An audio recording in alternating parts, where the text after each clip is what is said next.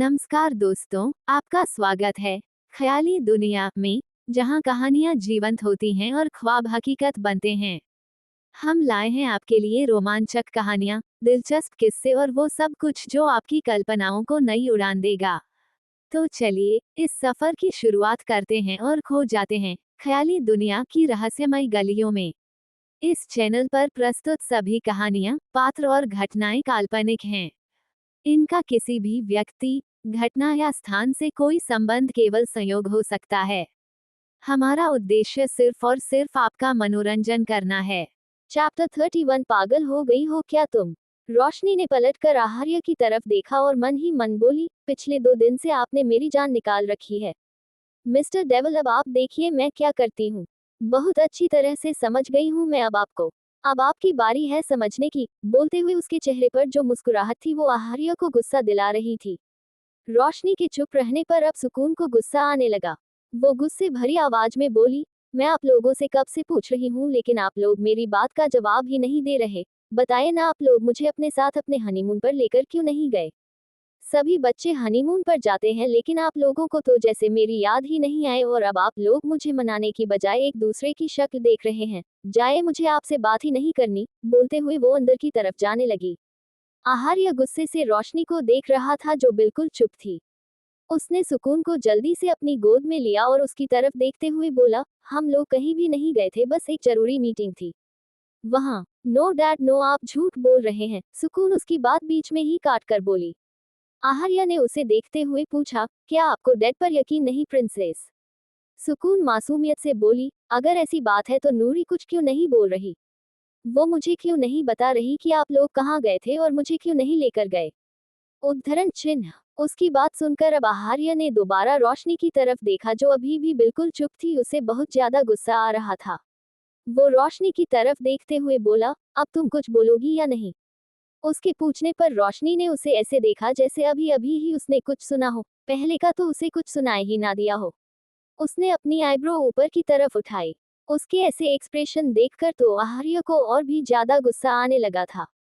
वह बुरी तरह से चिढ़ रहा था। उसने सुकून के गाल पर अपना हाथ रखा और बोला, आप डैड पर यकीन करो प्रिंसेस। आज के बाद आपके डैड आपको अकेला छोड़कर कहीं नहीं जाएंगे। अब आप जाकर अपने टॉयज के साथ खेलो। बोलते हुए उसने सुकून को नीचे उतार दिया। सुकून अंदर की तरफ चली गई। उसके जाने के बाद आहार्य दोबारा रोशनी की तरफ आया और उसका हाथ कसकर पकड़कर उसे अंदर की तरफ लेकर जाने लगा। लेकिन अब रोशनी को बुरा नहीं लग रहा था और वो ना ही अपने हाथ को छुड़वाने की कोशिश कर रही थी क्योंकि अब उसे सब कुछ समझ आ चुका था।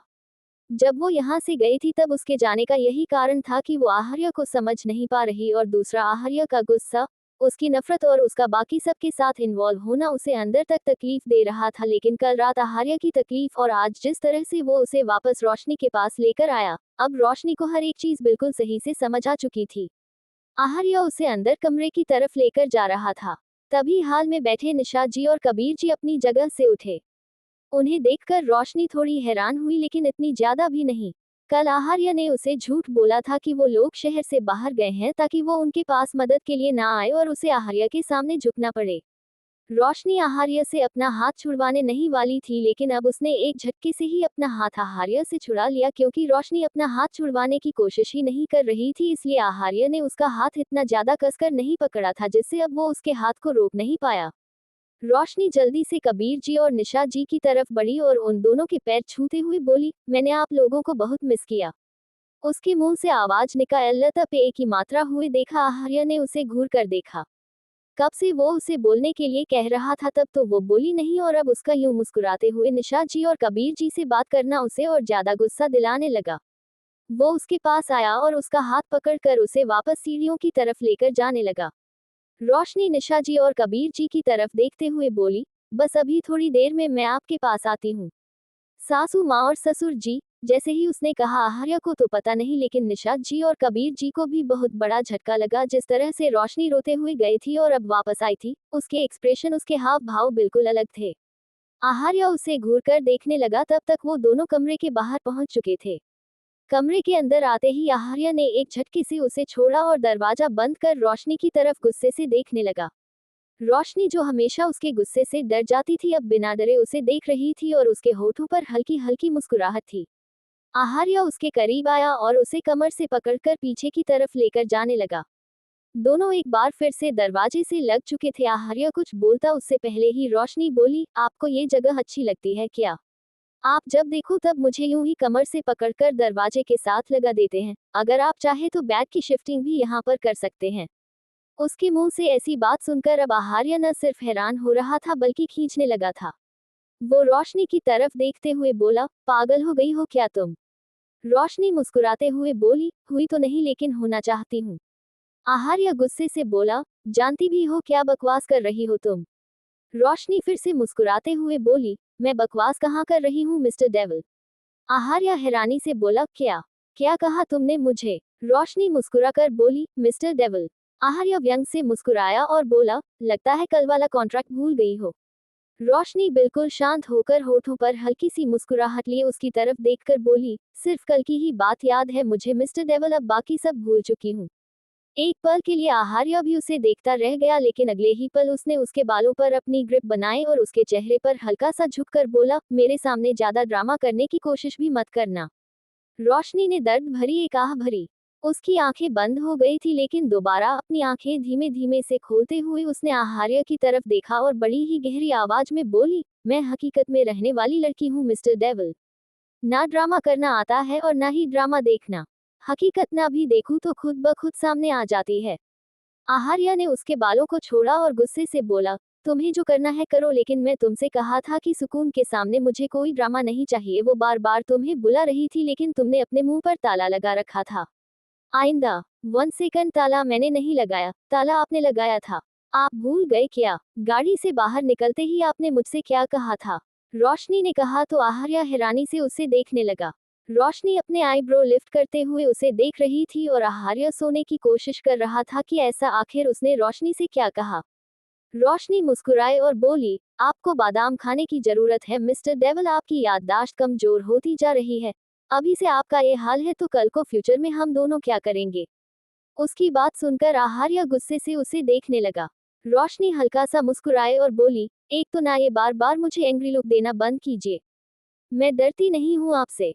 और हाँ, आपको याद नहीं आ रहा तो मैं आपको याद दिला देती हूँ कि आपने ही मुझसे कहा था कि मैं सुकून के सामने अपना मुंह बिल्कुल भी नहीं खोलूंगी, उसे कुछ भी नहीं कहूंगी, तो मैं आपकी बात को भला कैसे टाल सकती हूँ? आप मेरे पति परमेश्वर है तो आपकी बात मानना तो मेरे लिए सबसे जरूरी है। आहार्य व्यंग भरे एक्सप्रेशन के साथ उसे देख रहा था। रोशनी जानती थी उसे गुस्सा आ रहा है और उसके गुस्से को महसूस कर उसे हल्का हल्का डर भी लग रहा था, लेकिन अब उसे डरना बिल्कुल भी नहीं था। उसने सोच लिया था कि अब उसे आहार्य को कैसे हैंडल करना है। जिस शादी की उम्मीद वो बिल्कुल छोड़ चुकी थी, उसकी हर एक उम्मीद को जिंदा कैसे करना है। आहार्य व्यंग भारी एक्सप्रेशन के साथ मुस्कुरा कर बोला, ओवर स्मार्ट बनने की कोशिश कर रही हो? जस्ट अ मिनट, बोलकर आहार्य ने अपनी पॉकेट में से अपना फोन निकाला। आगे जारी है। चैप्टर 32, आप भी नूरी को पुच्ची दो। आहार्य व्यंग भरे एक्सप्रेशन के साथ मुस्कुरा कर बोला, ओवर स्मार्ट बनने की कोशिश कर रही हो? जस्ट अ मिनट, बोलकर आहार्य ने अपनी पॉकेट में से अपना फोन निकाला। रोशनी उसके फोन की तरफ देखने लगी, लेकिन उसने कहा कुछ नहीं। आहार्य ने अपने फोन से मौलिक को फोन लगाया था ताकि उसे कह सके कि एक बार फिर से वही न्यूज चैनल पर दोबारा लगवाएं ताकि रोशनी को सबक सिखा सके, लेकिन जैसे ही उसने फोन कान पर लगाया और सामने से मौलिक की आवाज आई, यस बॉस, अचानक से रोशनी उसके सीने से लग गई और वो भी बहुत ज्यादा जोर से अपनी बाहें कसते हुए। आहार्य एकदम से हैरान रह गया। दोनों की हाइट में इतना ज्यादा फर्क था कि रोशनी का चेहरा उसके सीने से लगा हुआ था और उसके सिर पर आहार्य का चेहरा टिका हुआ था। उसने रोशनी के चेहरे की तरफ देखा, रोशनी की आंखें बंद थी। आहार्य की धड़कन एकदम तेजी से बढ़ चुकी थी। उसे कुछ पल तो समझ ही नहीं आया आखिर हुआ क्या। उसका दिल इतनी ज्यादा जोरों से धक धक कर रहा था कि वो कुछ देर यूं ही अपनी जगह पर सुन्न खड़ा रहा, लेकिन जैसे ही मौलिक ने एक बार फिर से कहा, बॉस आपको मेरी आवाज आ रही है, आहार्य वापस होश में आया। वो रोशनी को कंधों से पकड़ते हुए बोला, तुम्हारी इतनी हिम्मत, दूर हटो मुझसे। बोलते हुए उसकी आवाज बहुत ही ज्यादा खतरनाक थी। रोशनी एकदम से चिल्लाई, छिपकली छिपकली। आहार्य बोला, तुमसे बड़ी छिपकली कौन होगी जो बिना कहे चिपक रही हो? साइड हट जाओ, वरना तुम्हारी छिपकली मैं अभी बना दूंगा। बोलते हुए उसने एक बार फिर से रोशनी को उसके कंधों से पकड़कर हटाना चाहा, लेकिन नूर तो जैसे फेविकोल की तरह उससे चिपक चुकी थी। वो जोर से बोली, नहीं, मैं तब तक आपसे अलग नहीं होंगी जब तक आप इस छिपकली को यहाँ से नहीं भगा देते, पहले इसे भगाए। मैं एक साथ दो दो जानवर नहीं संभाल सकती। आहार्य गुस्से से बोला, हाउ डेयर यू, तुमने मुझे जानवर कहा। रोशनी बिना उसके सीने से अपना सिर निकाले बोली, मैंने आपको जानवर कब कहा? मैंने तो दो जानवर कहा, आपने खुद को जानवर समझ लिया तो इसमें मेरी क्या गलती? तुम मुझसे दूर हो रही हो या नहीं, वरना जहां से उठाकर लाया हूं वहीं पर पटकाऊंगा। आहार्य अपना पूरा जोर लगाकर उसे खुद से हटाते हुए बोला, लेकिन रोशनी जैसे टस से मस होने का नाम ही नहीं ले रही थी। आहार्य इतना ज्यादा जोर से उसे धक्का दे रहा था कि उसके खुद के कदम लड़खड़ा रहे थे। रोशनी ने उसके पैरों पर अपने पैर रख दिए ताकि वो उससे बिल्कुल अलग ना हो। छिपकली वहां आसपास भी नहीं थी, लेकिन रोशनी को किसी न किसी तरह आहार्य का ध्यान भटकाना था। उसे किसी तरह उसे शांत करना था। रोशनी को खुद से अलग करने के चक्कर में आहार्य ने उसे बहुत ज्यादा जोर से झटका दिया, जिससे उसके खुद के पैर लड़खड़ा गए और वो पीछे जाकर बेड पर गिरा। रोशनी उसके ऊपर ही थी तो वो भी सीधा उसके ऊपर ही बेड पर गिरी। दोनों की ही धड़कन एक पल के लिए स्किप हो गई और फिर तेजी से बढ़ने लगी। रोशनी आहार्य के ऊपर गिरी हुई थी और उसका चेहरा आहार्य के चेहरे के बिल्कुल ऊपर था। उसकी सांसें बेहद जोर से चल रही थी, जिससे उसके सीने में होती हुई हलचल आहार्य को साफ महसूस हो रही थी। आहार्य की नजर उसके चेहरे के साथ साथ उसकी गर्दन पर गई। उसकी लंबी सुराही सी गर्दन पर आहार्य की नजर जैसे फिसल रही थी। उसकी आंखों में एक अलग ही एहसास दिखाई देने लगे, दोनों की ही गर्म सांसें एक दूसरे से टकरा रही थी। रोशनी उसकी गहरी नजरें खुद पर महसूस कर एक अजीब सी बेचैनी महसूस कर रही थी। वो उसके ऊपर से हटने लगी, लेकिन उसी वक्त दरवाजा खुला और रोशनी अचानक से चौंक कर एक फिर से आहार्य के ऊपर गिरी। सुकून उन दोनों को देखते हुए बोली, नूरी तुम डैड को प्यार कर रही हो या डैड तुम्हें? बोलते हुए वो उन दोनों के पास आ गई थी। उसकी बात सुनकर आहार्य और रोशनी दोनों की आंखें बड़ी हो गई। दोनों ने पलटकर सुकून की तरफ देखा। सुकून मुस्कुराते हुए बोली, आप बताओ ना डैड, क्या आप नूरी को भी वैसे ही प्यार कर रहे हो जैसे आप मुझे करते हो? उसकी बात सुन आहार्य ने गुस्से से रोशनी की तरफ देखा और धीरे से बोला, आई जस्ट हेट यू। रोशनी ने कुछ नहीं कहा, बस वो आहार्य के ऊपर से हटी और फिर सुकून को अपनी गोद में लेकर बोली, हाँ आपके डैड मेरे को बिल्कुल वैसे प्यार कर रहे थे जैसे वो आपको करते हैं। उद्धरण चिन्ह। उसका जवाब सुनकर आहार्य की आंखें बड़ी हो गई। वो हैरानी से रोशनी को देखता रहा। सुकून मुस्कुराते हुए बोली, तो नूरी तुम भी डैड को बिल्कुल वैसे ही प्यार करो ना जैसे मुझे करती हो। बोलते हुए उसने अपने गाल पर अपनी उंगली रखी। अब रोशनी का गला सूखने लगा। उसने आहार्य की तरफ देखा, उसे किस करना तो दूर, अगर वो उसके पास भी जाती तो आहार्य एक उसे ऐसा कर देता कि वो दूर जाकर गिरती। अभी वो आहार्य को देख ही रही थी कि सुकून उसका हाथ पकड़कर उसे खींचते हुए बोली, नूरी तुम मेरी बात क्यों नहीं मानती हो? मैंने कहा ना तुमसे, तुम भी डैड को बिल्कुल वैसे प्यार करो जैसे मुझे करती हो। रोशनी उसे देखने लगी। वो कुछ बोलती उससे पहले ही सुकून ने अब आहार्य का हाथ पकड़ा और बोली, डैड आप कहो ना नूरी को, वो सच में बहुत अच्छा प्यार करती है, मुझे बहुत अच्छा लगता है। आपको भी बहुत अच्छा लगेगा। आहार्य ने गुस्से से रोशनी की तरफ देखा। आखिर उसकी वजह से तो ये सारी प्रॉब्लम हो रही थी। अब सुकून उन दोनों को गुस्से से देखते हुए बोली, ठीक है आप लोग मेरी बात बिल्कुल मत मानिए, मुझे अब आप दोनों से बात ही नहीं करनी। बोलकर उसने अपने हाथों को बांध लिया और अपना चेहरा भी घुमा लिया। रोशनी ने उसे चेहरे से थामकर अपनी तरफ घुमाया और बोली, आप अच्छे बच्चे हो ना सुकून? नहीं मुझे नहीं बनना अच्छा, और ना ही आपसे बात करनी। बोलकर उसने अपना चेहरा रोशनी के हाथों से छुड़वा लिया और उसकी गोद से उठकर दरवाजे की तरफ भाग गई। रोशनी ने आहार्य की तरफ देखा। आहार्य अपनी जगह से उठा और रोशनी की तरफ देखते हुए बोला, अपनी ये फालतू कोशिश करना बंद कर दो। मैं बहुत अच्छी तरह से जानता हूँ तुम्हारे इरादे। सुकून को जरिया बनाकर मेरे करीब आना चाहती हो, लेकिन भूलो मत कि अब तुम्हारी औकात क्या है और तुम यहाँ मेरे रूम में किस हैसियत से हो।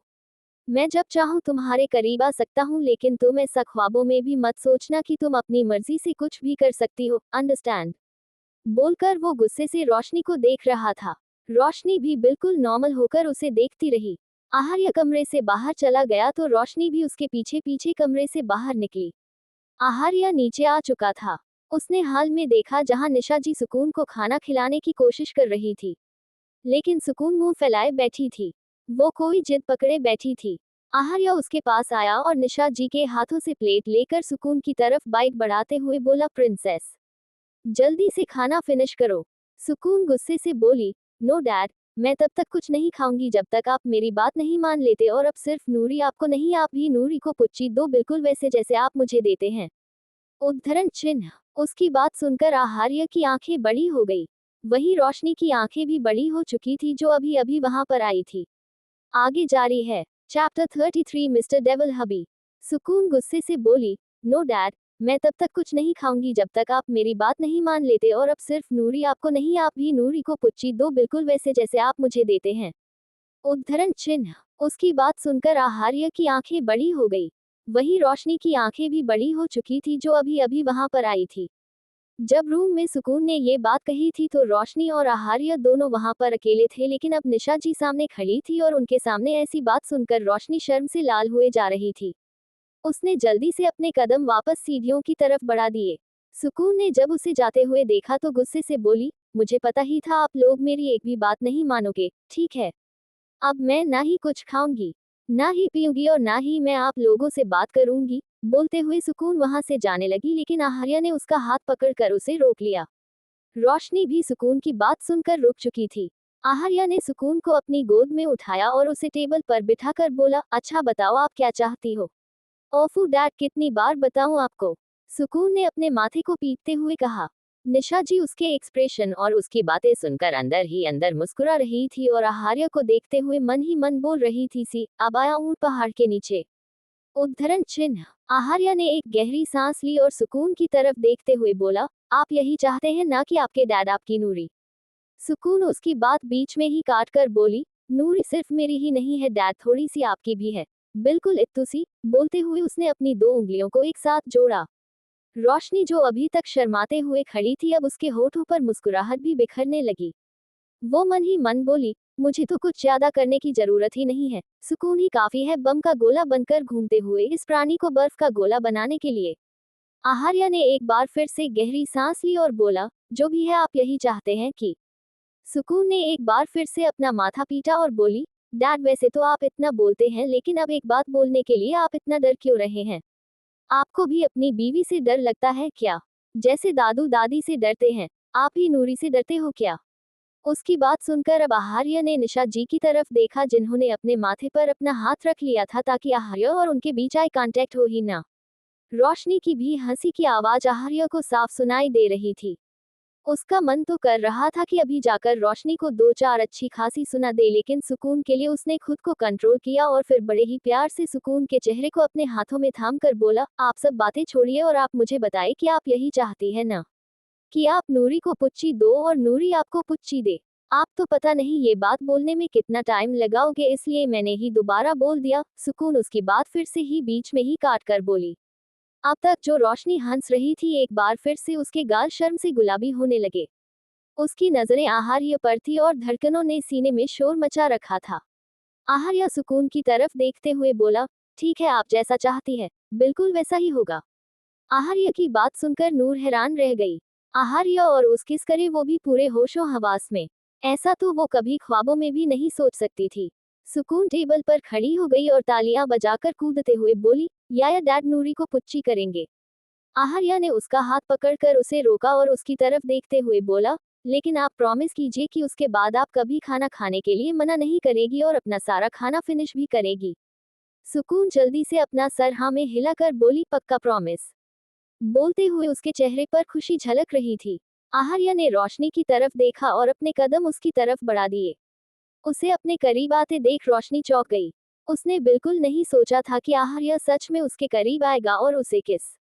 उसकी धड़कन और भी ज्यादा तेजी से बढ़ने लगी थी और वो कांपने लगी थी।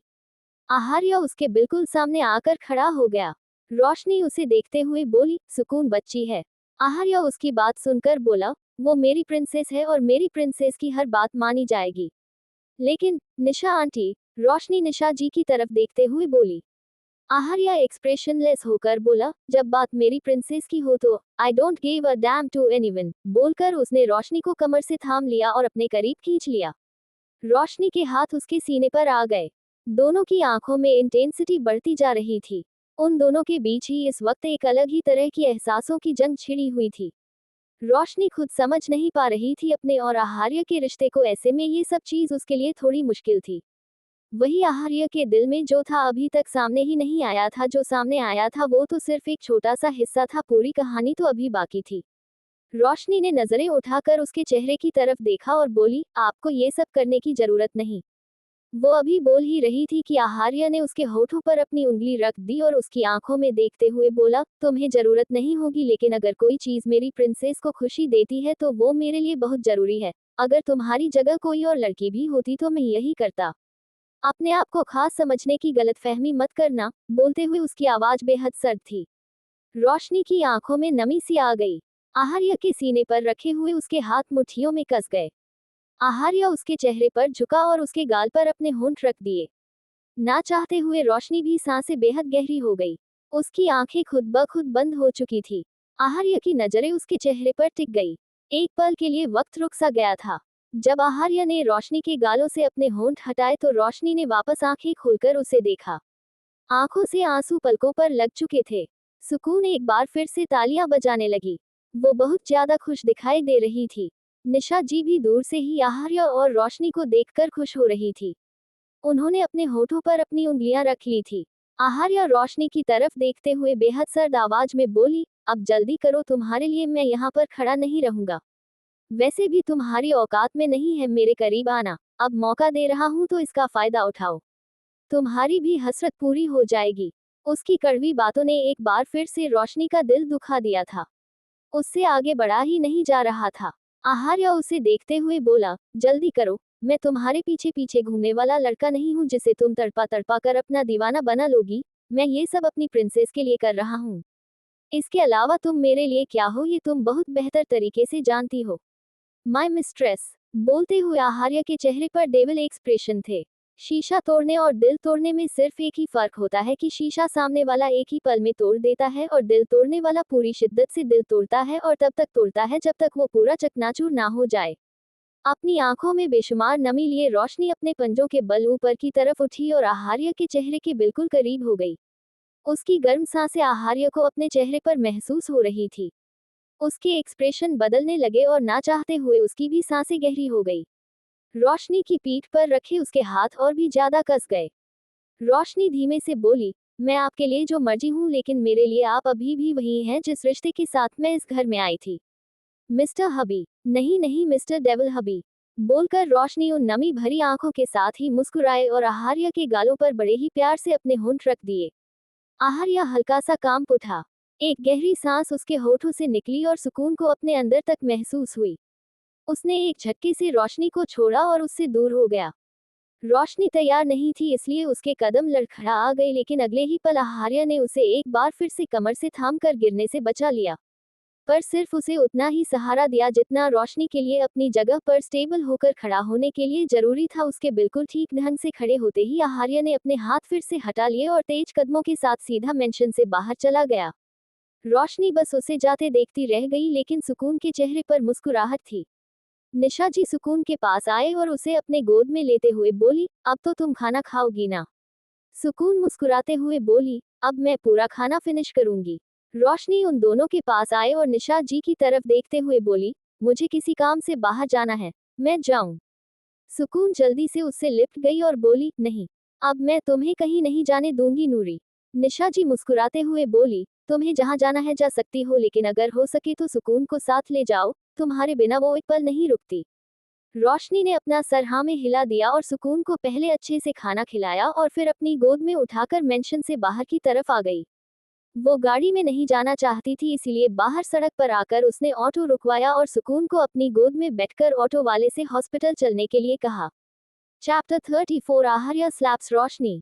City hospital. रोशनी हरीश जी और काकी माँ से मिलने आई थी। उसके साथ ही सुकून भी थी और उसने सुकून का हाथ बहुत ज्यादा कसकर पकड़ हुआ था।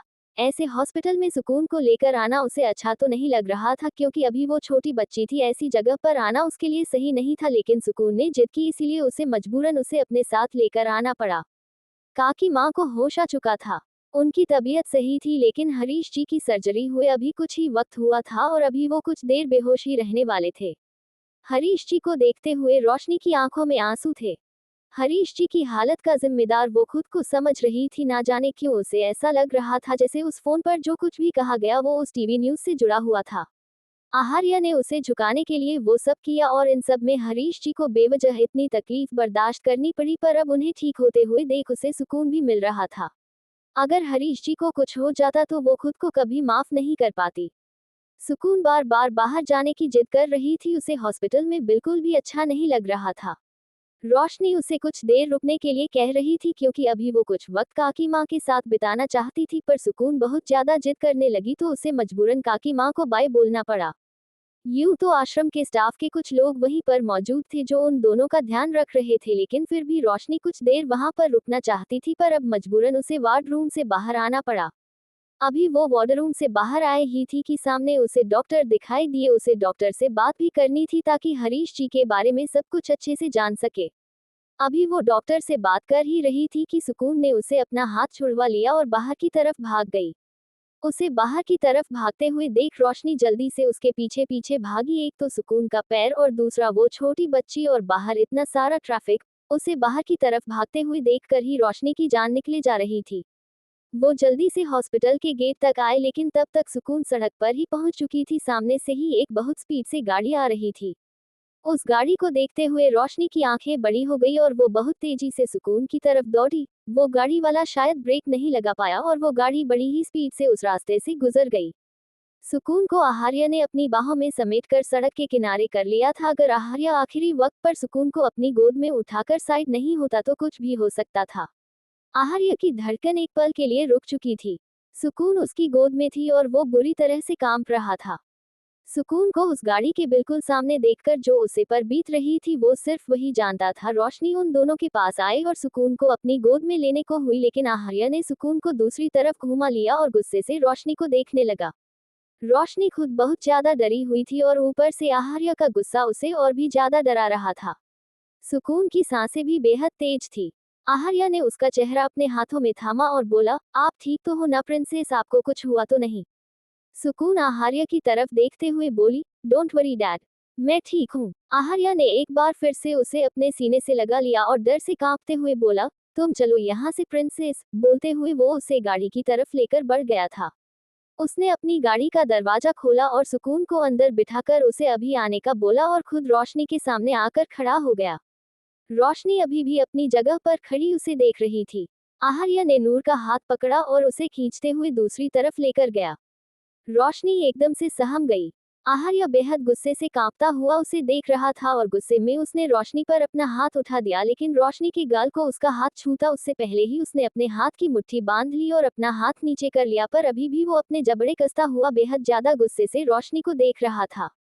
रोशनी उसके हाथ उठाने से डर गई थी, इसलिए उसने अपनी आंखें बंद कर ली, लेकिन जब आहार्य की गहरी गहरी सांसें उसे सुनाई दी तो उसने अपनी आंखें खोली। आहार्य बेहद गुस्से से उसे देख रहा था।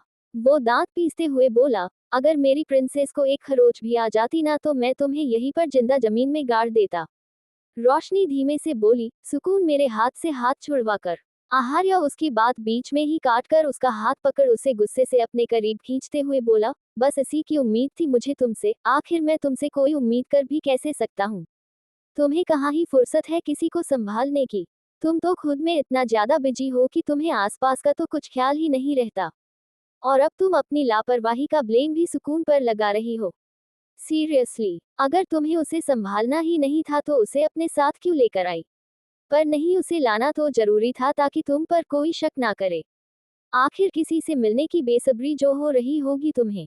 अकेली आती तो शायद कोई सवाल करता, इसीलिए तुमने सोचा कि चलो दो काम एक साथ हो जाएंगे। अपनी घटिया हरकतें भी कर लूंगी और रोशनी के साथ ड्रामा भी की। You are the only one जिसे उसकी परवाह है। लेकिन यहाँ तो मैडम को अपने ही लोगों से फुर्सत नहीं मिली होगी। होगा कोई अंदर जिसके साथ तुम बिजी होगी। पर लिसन, तुम्हें जो करना है करो, लेकिन अगर तुम्हारी वजह से मेरी प्रिंसेस को तुम्हारी वजह से तकलीफ आए ना तो तुम सोच नहीं सकती मैं तुम्हारा क्या हश्र करूंगा। तुम इस दुनिया में होने पर भी पछताओगी। Now just go to hell. बोलकर उसने रोशनी का हाथ एक झटके में छोड़ दिया और गुस्से से उसे घूरते हुए वहां से चला गया। रोशनी उसकी बात सुनकर वहीं पर खड़ी रह गई। सुकून को कुछ हो जाने का डर उसे भी सता रहा था। उसे भी एक पल के लिए ऐसा लगा जैसे उसकी सांसें रुक गई हो। वो मानती थी कि उसे सुकून को यहाँ पर लेकर नहीं आना चाहिए था, लेकिन आहार्य ने जो कुछ कहा वो सब उसकी समझ से बाहर था, या शायद समझ तो आ चुका था लेकिन उसके लगाए इल्जाम उसकी समझ से बाहर थे। वो वहीं पर खड़ी रह गई और आहार्य गाड़ी में बैठ चुका था। उसने सुकून की तरफ देखा जो सो चुकी थी। रोशनी को गुस्से से देखते हुए उसने गाड़ी स्टार्ट की और वहां से निकल गया। रोशनी बस उसे जाते देख उसकी बातों के बारे में सोचती रह गई। The haven mention. आहार्य की गाड़ी आकर पार्किंग एरिया में रुकी और आहार्य ने गाड़ी से बाहर निकालकर सुकून को भी अपनी गोद में लेते हुए गाड़ी से बाहर निकाला। वो अभी भी सो रही थी। उसे लेकर आहार्य अंदर आ गया और सीधा अपने रूम में लेकर जाने लगा। निशा जी ने उसे सुकून को लेट उससे रोशनी के बारे में पूछने लगी। आहार्य बिना उनकी तरफ देख ही बोला, जो लोग जिम्मेदारी निभा नहीं पाते उन्हें जिम्मेदारी देनी भी नहीं चाहिए, क्योंकि ऐसे लोगों को जिम्मेदारी देने वाला बेवकूफ होता है। बोलकर वो अब सीधा सीढ़ियों की तरफ बढ़ गया। निशा जी उससे कुछ और पूछते उससे पहले ही आहार्य सीढ़ियां चढ़ चुका था और अपने कमरे में जा चुका था। सुकून को लेकर आहार्य रूम में आया और उसे बेड पर लिटा दिया, लेकिन उसे अपनी गोद से नहीं निकाला। वो अभी भी उसके सीने से लिपटी हुई थी। आहार्य ने उसके चेहरे की तरफ देखा और देखते ही देखते आहार्य की आंखों में नमी आ गई। उसकी आंखों के सामने वो पल घूम रहा था जब बिल्कुल नन्ही सी सुकून पहली बार उसके हाथों में आई थी। अनामिका ने सुकून को जन्म दिया था। उसे पल को याद करते हुए आहार्य की आंखों से आंसू बह गए। उसने सुकून के माथे को बड़े ही प्यार से चूमा और बोला, तुम्हें डैड कभी कुछ नहीं होने देंगे प्रिंसेस। कभी तुम्हें खुद से दूर नहीं जाने देंगे। Dad loves you so much. बोलकर उसने एक बार फिर से सुकून के माथे को चूमा। उस वक्त सुकून ने अपनी आंखें खोली और जल्दी से अपने आसपास देखा। आहार्य उसे किसी और को ढूंढते हुए देख थोड़ा हैरान था और ये समझकर कि वो किसको ढूंढ रही है, उसे तकलीफ भी हो रही थी। सुकून आहार्य की तरफ देखते हुए बोली, नूरी कहाँ है डैड? उसके सवाल पर आहार्य ने उसके गाल पर अपना हाथ रखा और बोला, आप कुछ देर आराम करो प्रिंसेस। सुकून ने उसके हाथ को अपने गाल से हटा दिया और बोली, नहीं डैड, पहले नूरी को बुलाओ। आप नहीं बुलाओगी तो मैं खुद उन्हें। बोलते हुए वो उठने ही वाली थी, लेकिन आहार्य ने उसे रोका। सुकून फिर से बोली, बुलाओ ना नूरी को डैड, मुझे उससे मिलना है और सॉरी बोलना है। आहार्य हैरानी से बोला, सॉरी? सॉरी किस लिए? सुकून बड़ी ही मासूमियत से बोली, मुझे नूरी को सॉरी बोलना है डैड, क्योंकि मैंने उसकी बात नहीं मानी। नूरी ने मुझे कहा था कि मैं उसका हाथ ना छोड़ूं, लेकिन मैं उसका हाथ छोड़कर हॉस्पिटल से बाहर की तरफ भाग गई। अगर मुझे कुछ हो जाता तो नूरी को कितनी तकलीफ होती। वो मुझे बहुत प्यार करती है डैड, और मैं भी। सुकून की बातें सुनकर आहार्य की सूख चुकी आंखों में एक बार फिर से हल्की सी नमी आ चुकी थी। उसने सुकून के चेहरे को अपने हाथों में थामा और बोला, आप थोड़ी देर आराम करो, मैं आपकी नूरी को जल्द ही आपके पास ले आऊंगा। सुकून बड़ी ही मासूमियत से बोली, पक्का प्रॉमिस? आहार्य धीमे से बोला, पक्का प्रॉमिस। बोलकर वो अपनी जगह से उठा और रूम से बाहर आ गया। बाहर आकर वो सीधा मेंशन से बाहर आया और अपनी गाड़ी लेकर हॉस्पिटल के लिए निकल गया। उसका चेहरा बिल्कुल एक्सप्रेशनलेस था। हॉस्पिटल पहुंचकर वो उस वार्ड रूम के बाहर आया जहां पर हरीश जी को रखा गया था, लेकिन वहां पर रोशनी नहीं थी। उसने वहां खड़े स्टाफ से पूछा तो उन्होंने बताया कि नूर तो यहां से दोपहर में ही चली गई थी। उनकी बात सुनकर आहार्य का चेहरा एक बार फिर से गुस्से से कांपने लगा। आगे जारी है। चैप्टर 35, रोशनी के साथ बदतमीजी। रोशनी हॉस्पिटल में नहीं है। ये सुनकर आहार्य के चेहरे पर गुस्सा झलक रहा था जो लगातार बढ़ रहा था। उसने खुद वहां पर हर तरफ नजरें घुमा कर देख लिया था, लेकिन रोशनी उसे कहीं भी दिखाई नहीं दे रही थी, जिससे अब उसके होठों पर एक तिरछी मुस्कुराहट थी। वो अपने होठों को हल्का सा कसते हुए बोला, मुझे लगा ही था ये हॉस्पिटल आना और इन सब के लिए इतना फिक्र जताना सब कुछ एक बहाना है। आखिर जाना तो तुम्हें कहीं और ही था। बहुत चालाक हो ना तुम, लेकिन इस चालाकी में तुमने सुकून का इस्तेमाल करके गलत कर दिया। तुम्हें उसे अपने साथ लेकर नहीं आना चाहिए था। पहले मुझे लगा शायद तुम पर गुस्सा करके मैंने गलती कर दी। जब मुझे सुकून ने बताया कि तुमने लापरवाही नहीं की बल्कि वो खुद अपना हाथ छुड़वा कर तुमसे दूर भाग गई थी, तो मुझे लगा शायद मैं ही थोड़ा ज्यादा सख्त हो गया, लेकिन नहीं, तुम इसी नफरत के लायक हो, और वैसे भी तुम्हें मेरी प्यार की क्या जरूरत। तुम्हारे पास तो और बहुत है। बोलते हुए उसके चेहरे के एक्सप्रेशन नफरत भरे थे। वो हॉस्पिटल से बाहर आया तो उसने देखा कि बारिश शुरू हो चुकी थी और वो भी बहुत ज्यादा तेज। जल्दी से वो अपनी गाड़ी की तरफ जाने लगा। तभी एक लड़के की आवाज उसके कानों में सुनाई दी। वो लड़का अपने साथ खड़े लड़के से बोल रहा था, यार कितनी मस्त लग रही है वो लड़की, दोपहर से वहीं पर बैठी है। साली जानलेवा तो पहले ही बहुत रही थी, लेकिन अब बारिश में तो और भी ज्यादा खतरनाक लग रही है। बोलते हुए उस लड़के की नजरें सामने पेड़ के नीचे बैठी लड़की पर थी, जो कोई और नहीं नूर थी। रोशनी अपने ख्यालों में खोई हुई उस पेड़ के नीचे बैठी थी। भले ही पेड़ काफी घना था, लेकिन फिर भी बारिश की बूंदें उसे पर गिर रही थी और वो पूरी तरह से गीली हो चुकी थी, जिससे उसके कपड़े उसकी बॉडी से चिपके हुए थे और उसकी बॉडी थोड़ी रिवील हो रही थी, पर खुद में ही खोई रोशनी को शायद किसी चीज का एहसास ही नहीं हो रहा था। वहीं उन लड़कों की बात सुनकर आहार्य ने नजरें घुमाकर सामने की तरफ देखा तो रोशनी को देखते हुए उसकी आंखें बड़ी हो गई। उसने उन लड़कों की तरफ देखा जो अभी भी अपनी बेशर्मी भरी नजरों से उसे देख रहे थे। उनमें से दूसरा लड़का बोला, यार दोपहर से रात हो चुकी है, लेकिन ये लड़की यहाँ से उठ ही नहीं रही। लगता है साली बेसहारा है, तो क्यों न बेसहारा को सहारा दिया जाए। बोलते हुए उस लड़के के चेहरे पर शैतानी एक्सप्रेशन थे, जिससे उस लड़की के चेहरे पर भी बेशर्मी भरी मुस्कुराहट आ गई। वो दोनों लड़के रोशनी की तरफ बढ़े। रोशनी अभी भी गुमसुम सी वहीं पर बैठी थी। सुबह आहार्य ने उसे जो कहा उससे उसे इतनी तकलीफ हुई कि उसके बाद वो ना ही हॉस्पिटल के अंदर गई और ना ही वहां से कहीं और जा पाई। माना वो सुकून की असली मां नहीं थी, लेकिन सुकून उसके लिए उसकी जान से भी बढ़कर थी। उसके साथ लापरवाही करने का वो सोच भी नहीं सकती थी, और ऊपर से आहार्य की कही हुई वो तिरछी बातें जो न जाने क्यों रोशनी को बहुत ज्यादा तकलीफ दे रही थी। वो लड़के आकर रोशनी के आसपास बैठ गए और रोशनी को उन दोनों के अपने पास आने का एहसास तक नहीं हुआ। जब उनमें से एक लड़के ने रोशनी के घुटने पर अपना हाथ रखा तो रोशनी एकदम से चौंक गई और डरकर सहमती हुई उन दोनों को देखने लगी। उनमें से एक लड़का बोला, क्या हुआ, डर क्यों गई? हम तो यहाँ पर तुम्हारी तकलीफ कम करने आए थे। रोशनी उन दोनों की तरफ देखते हुए बोली, आप लोग कौन हैं? देखिए, आप लोग जाए यहाँ से। बोलते हुए वो अपने आंसुओं को साफ कर रही थी, जो शायद दूर से बारिश की वजह से किसी को दिखाई ना दे, लेकिन वो न जाने कब से रोए जा रही थी। उसे अपने आंसू साफ करते देख वो लड़का बड़ी ही मायूसी से बोला, अरे तुम अपने आंसू क्यों साफ करती हो? हमारे होते हुए तुम ये तकलीफ क्यों उठाती हो? हम हैं ना तुम्हारे लिए। बोलते हुए वो अभी अपना हाथ नूर के गाल तक लेकर ही गया था कि किसी ने उसका हाथ पकड़ लिया और बुरी तरह से मरोड़ते हुए एक झटके से छोड़ दिया। वो लड़का दर्द से चीखा। रोशनी ने नजर उठाकर सामने की तरफ देखा तो आहार्य बिल्कुल एक्सप्रेशनलेस होकर वहां पर खड़ा था। उस लड़के के साथ वाले दूसरे लड़के ने आहार्य को देखा। कुछ पल उसे देखते रहने के बाद बोला, तुम आहार्य खुराना हो ना? आहार्य एक्सप्रेशनलेस होकर बोला, पहचान चाहे कुछ भी हो मेरी, लेकिन फिलहाल तुम दोनों के लिए मौत से कम नहीं हूँ। बोलते हुए उसने उस लड़के की तरफ ही देखा जो रोशनी को छूने जा रहा था। रोशनी तो अभी तक अपनी बड़ी बड़ी आंखों से बार बार पलक झपकाते हुए आहार्य को देख रही थी। दूसरा लड़का थोड़ा गुस्से से बोला, ओ होगा तू बहुत बड़ा बिजनेसमैन, लेकिन हीरो बनने की कोशिश मत कर। बिजनेस कर, वही तेरे लिए अच्छा है। बोलते हुए वो अपनी जगह से खड़ा हो गया और आहार्य के सीने पर अपना हाथ रखकर उसे पीछे की तरफ धक्का दे दिया। जिस लड़के का आहार्य ने हाथ मरोड़ा था वो तो अभी तक अपने हाथ को लेकर दर्द से चीखे जा रहा था। आहार्य को धक्का मारने के बाद वो लड़का अपने साथी की तरफ आया और उसके हाथ की तरफ देखने लगा, जो एकदम से नीला पड़ चुका था। अपने साथी की ऐसी हालत देखकर उस लड़के का गुस्सा और भी ज्यादा बढ़ गया। वो वापस आहार्य की तरफ घुमा, लेकिन जैसे ही उसने अपना चेहरा आहार्य की तरफ घुमाया, एक जोरदार मुक्का उसके चेहरे पर आया और उसका पूरा चेहरा टेढ़ा हो गया। उसकी दर्द भरी चीख वहां पर दूर तक गूंज गई। रोशनी भी इतनी ज्यादा डर गई कि उसकी चीख भी उस लड़के के साथ निकल गई। आहार्य अपने सीने पर जहां उसे लड़के ने हाथ रखा था वहां कपड़ों को झाड़ते हुए बोला, अगर आहार्य खुराना के जूते को भी कोई छू ले तो उन जूते तले उस शख्स के हाथ होते हैं, और तूने तो मेरी। बोलते बोलते वो रुक गया, लेकिन उसकी नजरें रोशनी पर थी।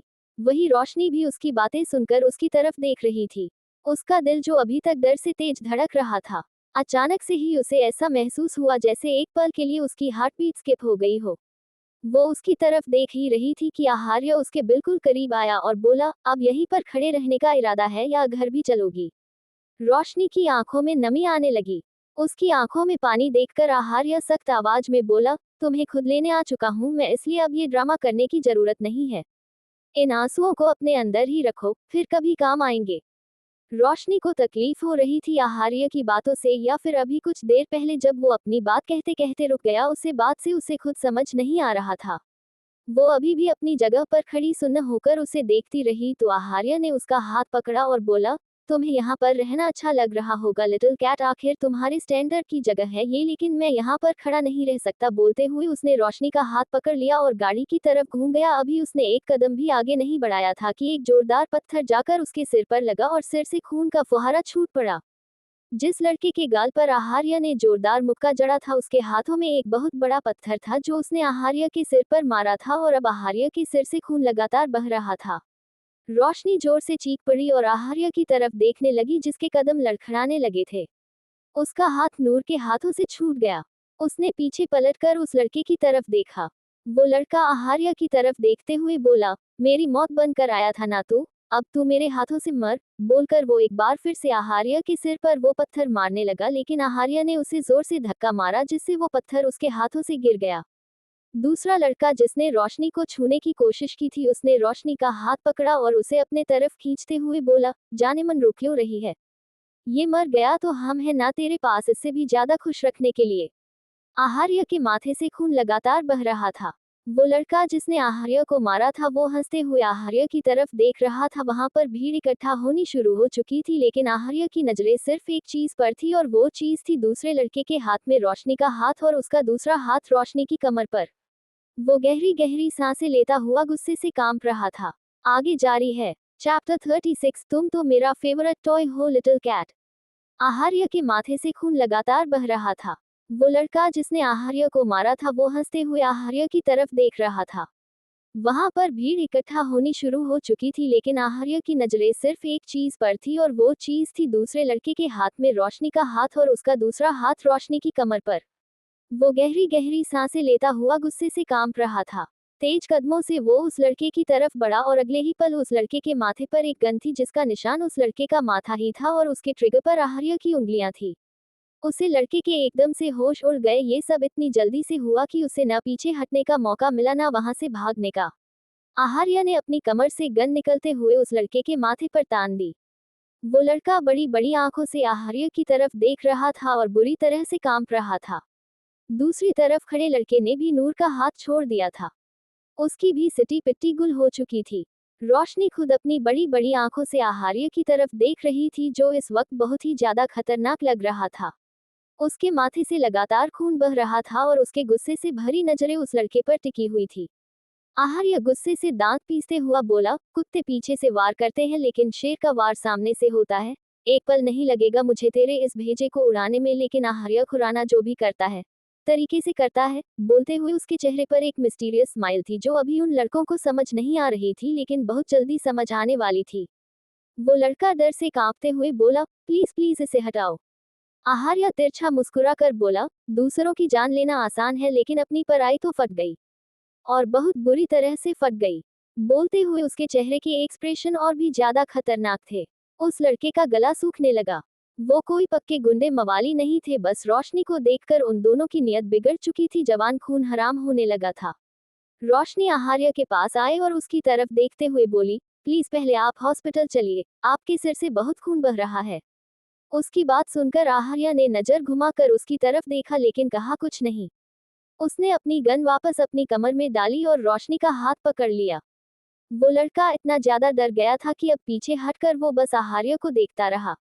आहार्य ने रोशनी का हाथ पकड़े ही आगे गाड़ी की तरफ बढ़ना शुरू कर दिया। रोशनी एक बार फिर से उसे रोकते हुए बोली, प्लीज मेरी बात सुन लीजिए, आप हॉस्पिटल चलिए। आपको ट्रीटमेंट की जरूरत है। आपके सिर से बहुत खून बह रहा है। वो अभी बोल ही रही थी कि आहार्य ने गाड़ी का दरवाजा खोलकर उसे गाड़ी के अंदर धक्का दे दिया। रोशनी मुश्किल से खुद को संभालती हुई गाड़ी में बैठी। वो बाहर भी नहीं निकल सकती थी क्योंकि आहार्य ने गाड़ी लॉक कर दी थी। वो दूसरी तरफ आया और ड्राइविंग सीट पर बैठकर गाड़ी स्टार्ट कर दी। भीड़ जो आहार्य और उन लड़कों की लड़ाई होते देख वहां पर खड़ी हुई थी वो जाने लगी। उन दो लड़कों ने भी एक दूसरे की तरफ देखा। तभी पीछे से कुछ आदमी आए और उन दोनों के मुंह पर अपना हाथ रखकर उन्हें खींचते हुए वहां से ले गए। गाड़ी में आहार्य बहुत ही ज्यादा रफ ड्राइविंग कर रहा था। नूर बहुत ज्यादा डर रही थी। उसे सिर्फ गाड़ी की स्पीड की वजह से नहीं बल्कि आहार्य को लेकर भी डर लग रहा था कि कहीं उसे कुछ हो ना जाए। थोड़ी ही देर में उनकी गाड़ी द हेवन मैंशन के बाहर आकर रुकी। आहार्य बड़े ही तेज कदमों से गाड़ी से बाहर निकला और फिर रोशनी की तरफ आया। उसने रोशनी का हाथ पकड़कर उसे गाड़ी से बाहर निकाला और उसे एक झटके से गाड़ी से लगा दिया। रोशनी बढ़ती हुई धड़कनों के साथ उसे देख रही थी। आहार्य को देखते हुए उसे डर भी लग रहा था और तकलीफ भी हो रही थी। आहार्य उस पर झुककर बोला, आखिर साबित क्या करना चाहती हो तुम? हाँ। रोशनी हैरानी से उसकी तरफ देखने लगी। अब उसने क्या कर दिया? आहार्य गुस्से से बोला, अगर मैंने दिन में तुम्हें कुछ कह दिया तो इसका मतलब तुम वहीं पर सड़क पर खड़ी हो जाओगी और वो भी इस हालत में। देखते हुए उसने रोशनी को ऊपर से नीचे देखा तो अब रोशनी को आभास हुआ कि वो किस हालत में है। उसके कपड़े पूरे गीले थे जो उसकी बॉडी से चिपके हुए थे। उसने अपनी नजरें झुका ली। आहार्य गुस्से से कांपते हुए बोला, वेल मैं जानता हूँ तुम्हें इन सब से कोई फर्क नहीं पड़ता क्योंकि तुम्हारी नियत और तुम्हारे कैरेक्टर पर मुझे ज्यादा शक नहीं है, लेकिन एक बात मेरी ध्यान से सुन लो। अब तुम्हारे साथ आहार्य खुराना का नाम जुड़ा है और आहार्य खुराना को बिल्कुल पसंद नहीं कि कोई उसकी भी। बोलते बोलते ही वो रुक गया था और रोशनी बस उसे देखते रह गई। आहार्य ने उसकी कमर पर रखा अपना हाथ हटाया और मेंशन के अंदर जाने लगा, लेकिन रोशनी ने उसका हाथ पकड़कर उसे रोक लिया। आहार्य ने पलटकर उसकी तरफ देखा। रोशनी अपनी आंखों में नमी लिए हुए बोली, जब मैं आपकी बीवी हूं तो मुझे बीवी कहने में आपको क्या प्रॉब्लम है? आहार्य गुस्से से बोला, बीवी नहीं हो तुम मेरी। रोशनी फीका सा मुस्कुराए और बोली, अच्छा तो फिर क्या हूं मैं आपकी, और फिर क्यों आप मेरे लिए लोगों से लड़ गए? क्यों अपनी जान को जोखिम में डाल लिया? क्यों मुझसे नाराजगी इतनी ज्यादा बढ़ गई कि आपको अपनी तकलीफ भी महसूस नहीं हो रही? उसकी बात सुनकर आहार्य के होठों पर तिरछी मुस्कुराहट आ गई। वो एक बार फिर से उसके करीब हुआ और उसकी आंखों में देखने लगा जो नमी की वजह से डबा रही थी। वो बहुत ज्यादा सर्द आवाज में बोला, तुम शायद बोल रही हो मिस रोशनी कि हमारा डिवोर्स हो चुका है। अब तुम मेरी बीवी नहीं हो। अब तुम मेरी मिस्ट्रेस है जिसे मैंने पैसों से खरीदा है। आखिर पैसा तो दिया ही है मैंने हॉस्पिटल में तुम्हारे उसे बूढ़े काका के इलाज का, तो अब मैं तुमसे बस वही भरपाई करूंगा। और जब तक मेरे पैसों की भरपाई नहीं हो जाती तब तक मैं तुम्हें एक खरोच भी नहीं आने दूंगा, बिकॉज मैं अपनी चीजों के लिए बहुत ज्यादा पजेसिव हूँ। और तुम तो मेरा फेवरेट टॉय हो लिटिल कैट, जिसके साथ मैं खेलने वाला हूँ। बोलते हुए उसकी गहरी नजरें रोशनी के चेहरे पर थी। रोशनी को उसकी बातों का बुरा लग रहा था, लेकिन अचानक ही वो मुस्कुराए और उसने आहार्य के कंधों पर अपने हाथ रख लिए। आहार्य एकदम चौंक गया और नजरें झुकाकर रोशनी के हाथों की तरफ देखने लगा। रोशनी ने अपने हाथों से उसकी शर्ट को मुट्ठी में कसते हुए उसे अपनी तरफ खींचा और उसकी आंखों में देखते हुए बोली, बच्चे खिलौनों से खेलते हैं और एक वक्त आता है कि उन्हें उनके लोगों से प्यार हो जाता है। मैं भले ही आपके लिए खिलौना हूँ, लेकिन मेरे लिए आप मेरे डेविल हस्बैंड, जिसे मुझे थोड़ा सा सुधारना है, सो थोड़ा ध्यान से खेलिएगा मुझसे मिस्टर डेविल हस्बैंड। कहीं खेल खेल में अगर मैं टूट गई तो मुझसे ज्यादा तकलीफ आपको होगी। बोलकर उसने आहार्य की शर्ट को अपनी मुट्ठियों से आजाद कर दिया और जल्दी से अंदर की तरफ चली गई। आहार्य उसकी बात सुनकर उसे जाते हुए देख रहा था। वो गुस्से में कांपते हुए बोला, ना मुझे इस खिलौने की आदत लगेगी और ना ही ये खिलौना मेरा प्यार बनेगा। बस जरूरत है तुम्हारी तो तुम हो, जिस दिन जरूर ना हुई उसी दिन उठकर बाहर फेंक दी जाओगी। बोलते हुए उसके चेहरे के एक्सप्रेशन बहुत ज्यादा सख्त थे। रोशनी अंदर आए और सीधा अपने और आहार्य के कमरे में आई। उसने कबर्ड खोला और उसमें से एक नाइट सूट निकाला। उसे सुकून के पास जाना था, लेकिन उसके कपड़े भीगे हुए थे, इसीलिए पहले उसे अपने कपड़े चेंज करने थे। अपने कपड़े लेकर वो जल्दी से वॉशरूम में चल गई। आहार्य मेंशन के अंदर तो आया, लेकिन कमरे में आने की बजाय वो वही मेंशन में बने हुए बार में चला गया जो एक रूम में अलग से बना हुआ था। सुकून की वजह से आहार्य ने अपने बार को रूम में बना दिया था ताकि वो जब चाहे तब यहाँ आ सके। रोशनी कपड़े बदलकर वॉशरूम से बाहर आए और सीधा सुकून के कमरे की तरफ चली गई। आज दिन में उसे सुकून को संभालने का मौका भी नहीं मिला। वो सुकून के कमरे में आई तो देखा कि सुकून आराम से बेड पर सोई हुई थी। वो उसके पास आए और उसके सिरहाने बैठकर उसके सर को अपने हाथों से सहलाने लगी। उसने झुककर उसके माथे को चूमा और बड़े ही प्यार से बोली, मम्मा आपसे सॉरी फील करती है सुकून। आई नो आप मुझे मम्मा नहीं बोलती, लेकिन मैंने आपको अपनी बच्ची उसी दिन मान लिया था जिस दिन मैं इस घर में आई थी। आप मेरे लिए मेरी जान से भी बढ़कर है। अगर आज आपको कुछ हो जाता तो मैं खुद को कभी माफ नहीं कर पाती। आइंदा मैं ऐसी गलती कभी नहीं करूंगी, आई प्रॉमिस। बोलते हुए उसकी आंखों से आंसू आ गए। भले ही रोशनी की गलती नहीं थी, लेकिन फिर भी वो अपनी गलती मान रही थी क्योंकि उसे लगता था कि उसे सुकून के मामले में और भी ज्यादा सतर्क रहना चाहिए था। वो काफी देर यूं ही उसके बालों को सहलाती रही और फिर कुछ देर बाद उसने दोबारा उसके माथे को चूमा और वहां से खड़ी होकर वापस अपने कमरे में आ गई। वहीं दूसरी तरफ आहार्य अभी भी उस बार रूम में बैठा था और उसके सामने वाइन की एक बोतल खाली तो दूसरी बोतल आधी भरी हुई थी। इतनी देर में ही उसने काफी ड्रिंक कर ली थी।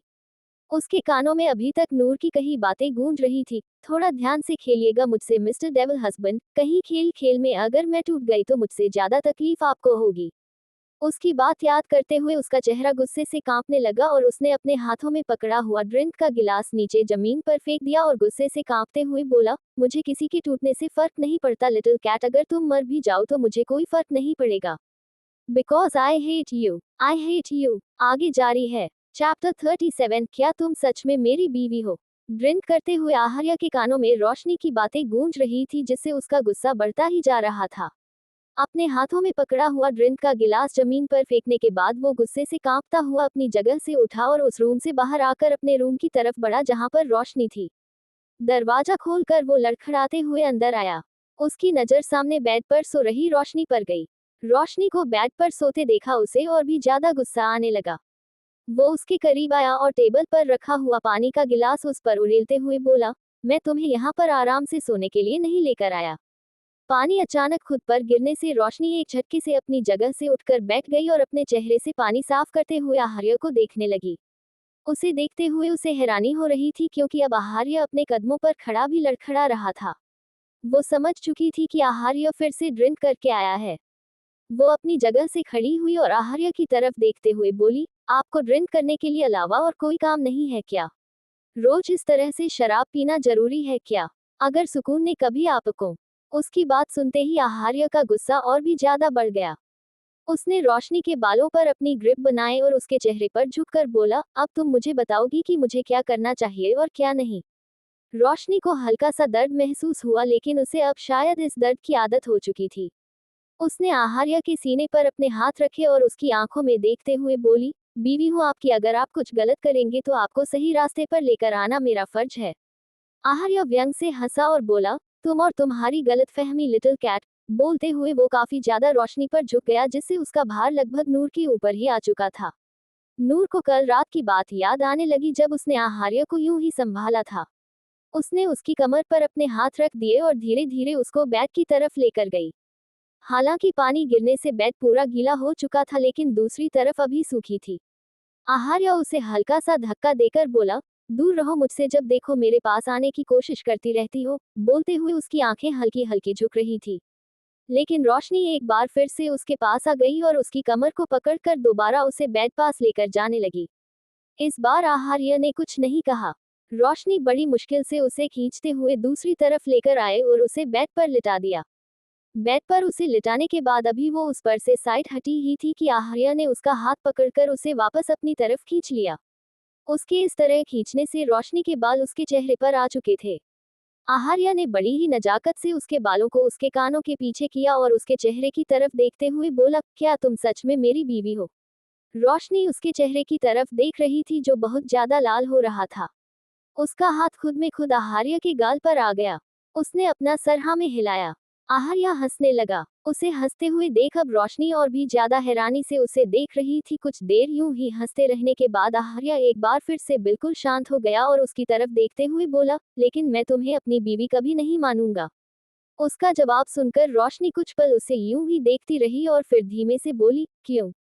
उद्धरण चिन्ह। आहार्य अपनी बंद आंखों को बार बार जबरदस्ती खोलने की कोशिश करते हुए बोला, क्योंकि तुम बहुत बुरी लड़की हो। बहुत बुरी। जैसी मासूम और समझदार बनने का दिखावा तुम करती हो तुम वैसी बिल्कुल नहीं हो। तुम कितनी चालाक हो ये मैं बहुत अच्छी तरह से देख चुका हूँ।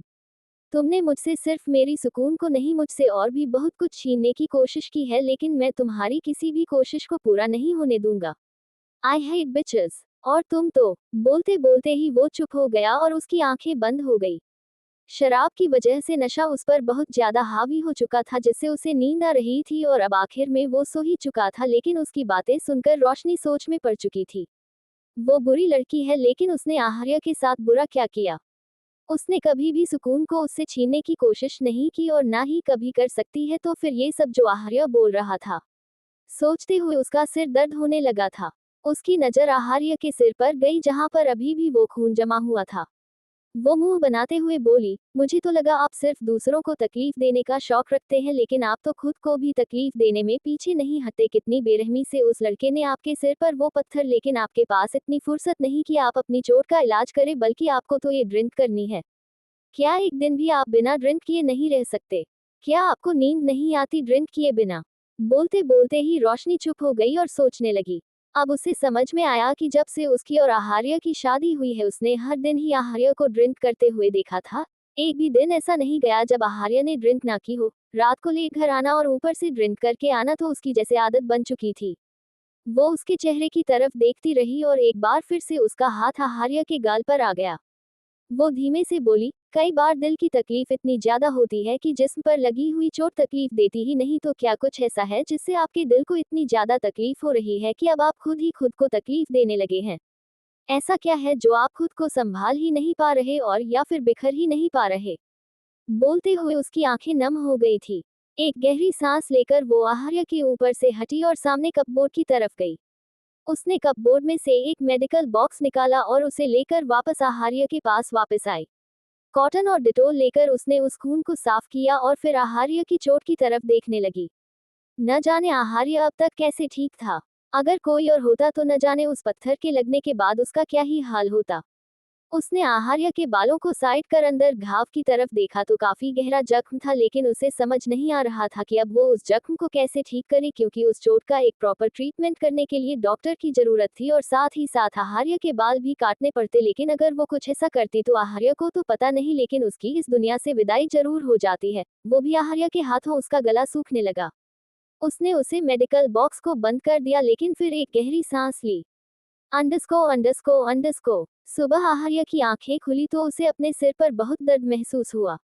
उसने अपने सिर पर हाथ लगाया तो उसकी आंखें बड़ी हो गई। उसके सिर पर पट्टी बंधी हुई थी।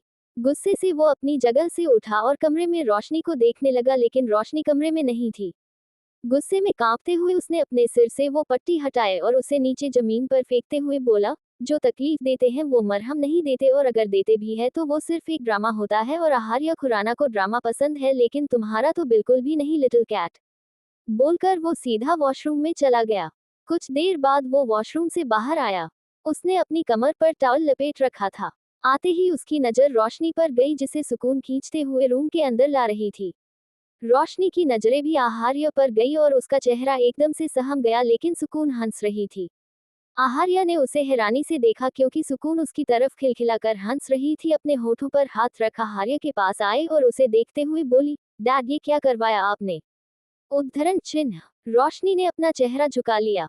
उसे हंसी भी आ रही थी और वो नर्वस भी हो रही थी। अपनी चोरी छुपी नजरों से वो आहार्य की तरफ भी देख रही थी। आहार्य हैरानी से रोशनी की तरफ देखते हुए बोला, क्या करवाया है मैंने प्रिंसेस, आप किस बारे में बात कर रहे हो? सुकून ने हंसते हुए पूछा, आपको नहीं पता डैड? आहार्य ने अपना सरना में हिलाया। सुकून ने उसके टॉवल को पकड़ा और उसे खींचकर ड्रेसिंग की तरफ ले जाते हुए बोली, आओ मैं आपको दिखाती हूँ आपने क्या किया है। बोलते हुए वो उसे ड्रेसिंग के सामने ले आई थी। आहार्य ने अपने टॉवल पर अपने हाथ रख दिए थे, जिसे सुकून बहुत ज्यादा खींच रही थी। अगर वो हाथ नहीं रखता तो वो टॉवल कप का नीचे गिर जाता। सुकून मिरर में देखते हुए बोली, अब आप ही देखिए डैड कि आपने क्या किया है। बोलकर वो और भी ज्यादा हंसने लगी। आहार्य की नजरें रोशनी पर थी, लेकिन अब सुकून की बात सुनकर उसने अपना चेहरा घुमाकर खुद को मिरर में देखा। उसकी आंखें हैरत में फैल गई और अगले ही पल उसका चेहरा गुस्से से कांपने लगा। सुकून अपने होठों पर हाथ रखते हुए बोली, आपका स्टाइल तो बिल्कुल ड्राइवर अंकल की तरह लग रहा है, एकदम लल्लन टॉप। सुकून की बात सुनकर रोशनी, जो कब से अपनी हंसी दबाए हुई थी, उसकी भी हंसी निकल गई। आगे जारी है। चैप्टर 38 सदक्टिव रोशनी। सुकून अपने होठों पर हाथ रखते हुए बोली, आपका स्टाइल तो बिल्कुल ड्राइवर अंकल की तरह लग रहा है, एकदम लल्लन टॉप। सुकून की बात सुनकर रोशनी, जो कब से अपनी हंसी दबाए हुई थी, उसकी भी हंसी निकल गई। आहार्य हैरानी से अपने आप को मिरर में देख रहा था। उसके बाल एक तरफ से कटे हुए थे, हालांकि बालों को पूरा नहीं काटा गया था, लेकिन जो बाल थोड़े लंबे थे अब उन्हें बिल्कुल छोटा छोटा कर दिया गया था। वैसे भी आहार्य को अपनी तरफ ध्यान देने का वक्त ही कहा था, पर रफ एंड टफ लुक में भी वो काफी जानलेवा लगता था। अपने बालों की तरफ देखते हुए उसके जबड़े कस गए और उसने पलटकर रोशनी की तरफ देखा, जो अपनी हंसी दबाने की कोशिश कर रही थी।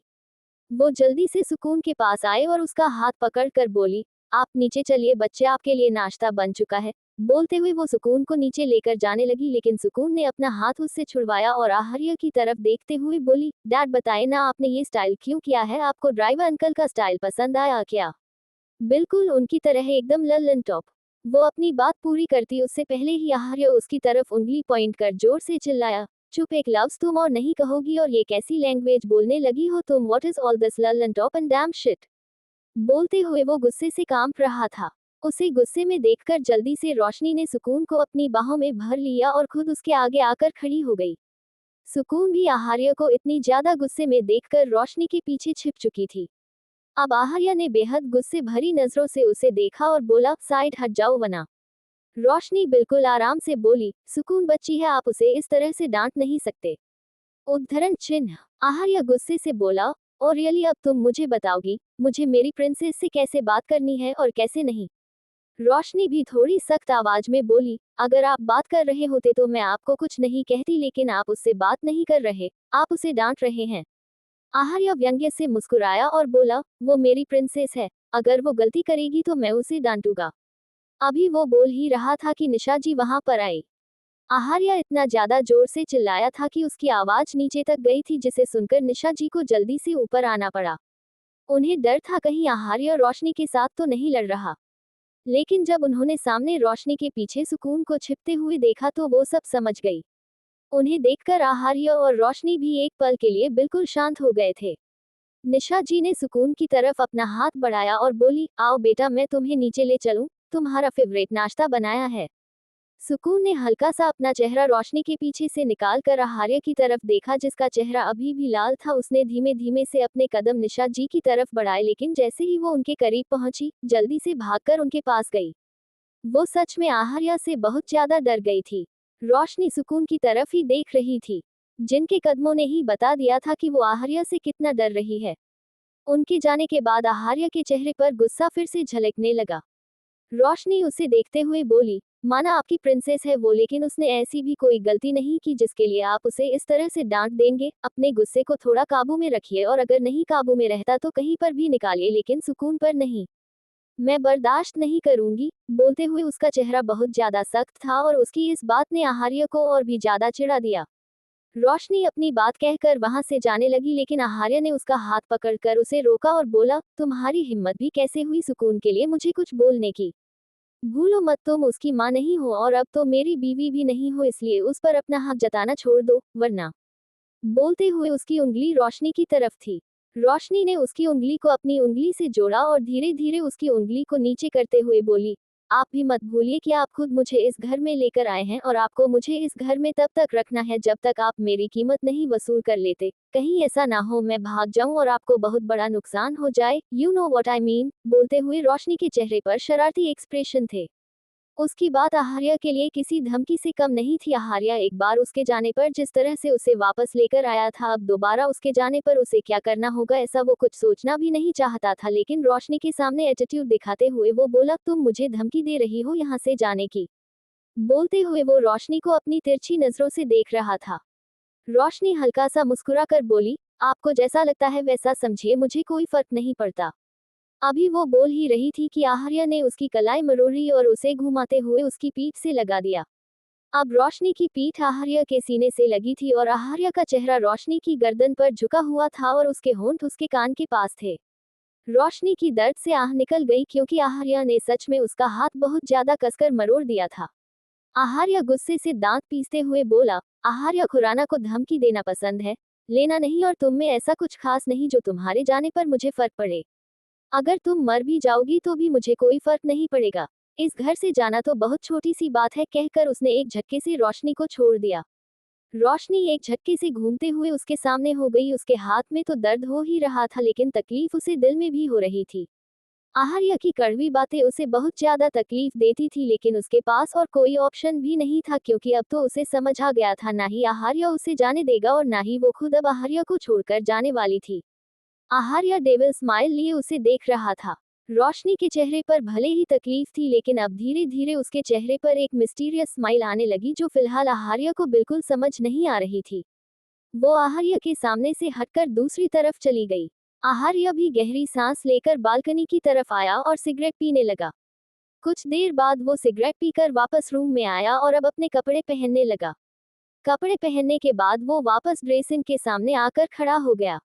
इस बीच में उसने कमरे में नजरें घुमाकर देखा भी नहीं था कि रोशनी वहां पर है या नहीं, वह बस अपने आप में बिजी था।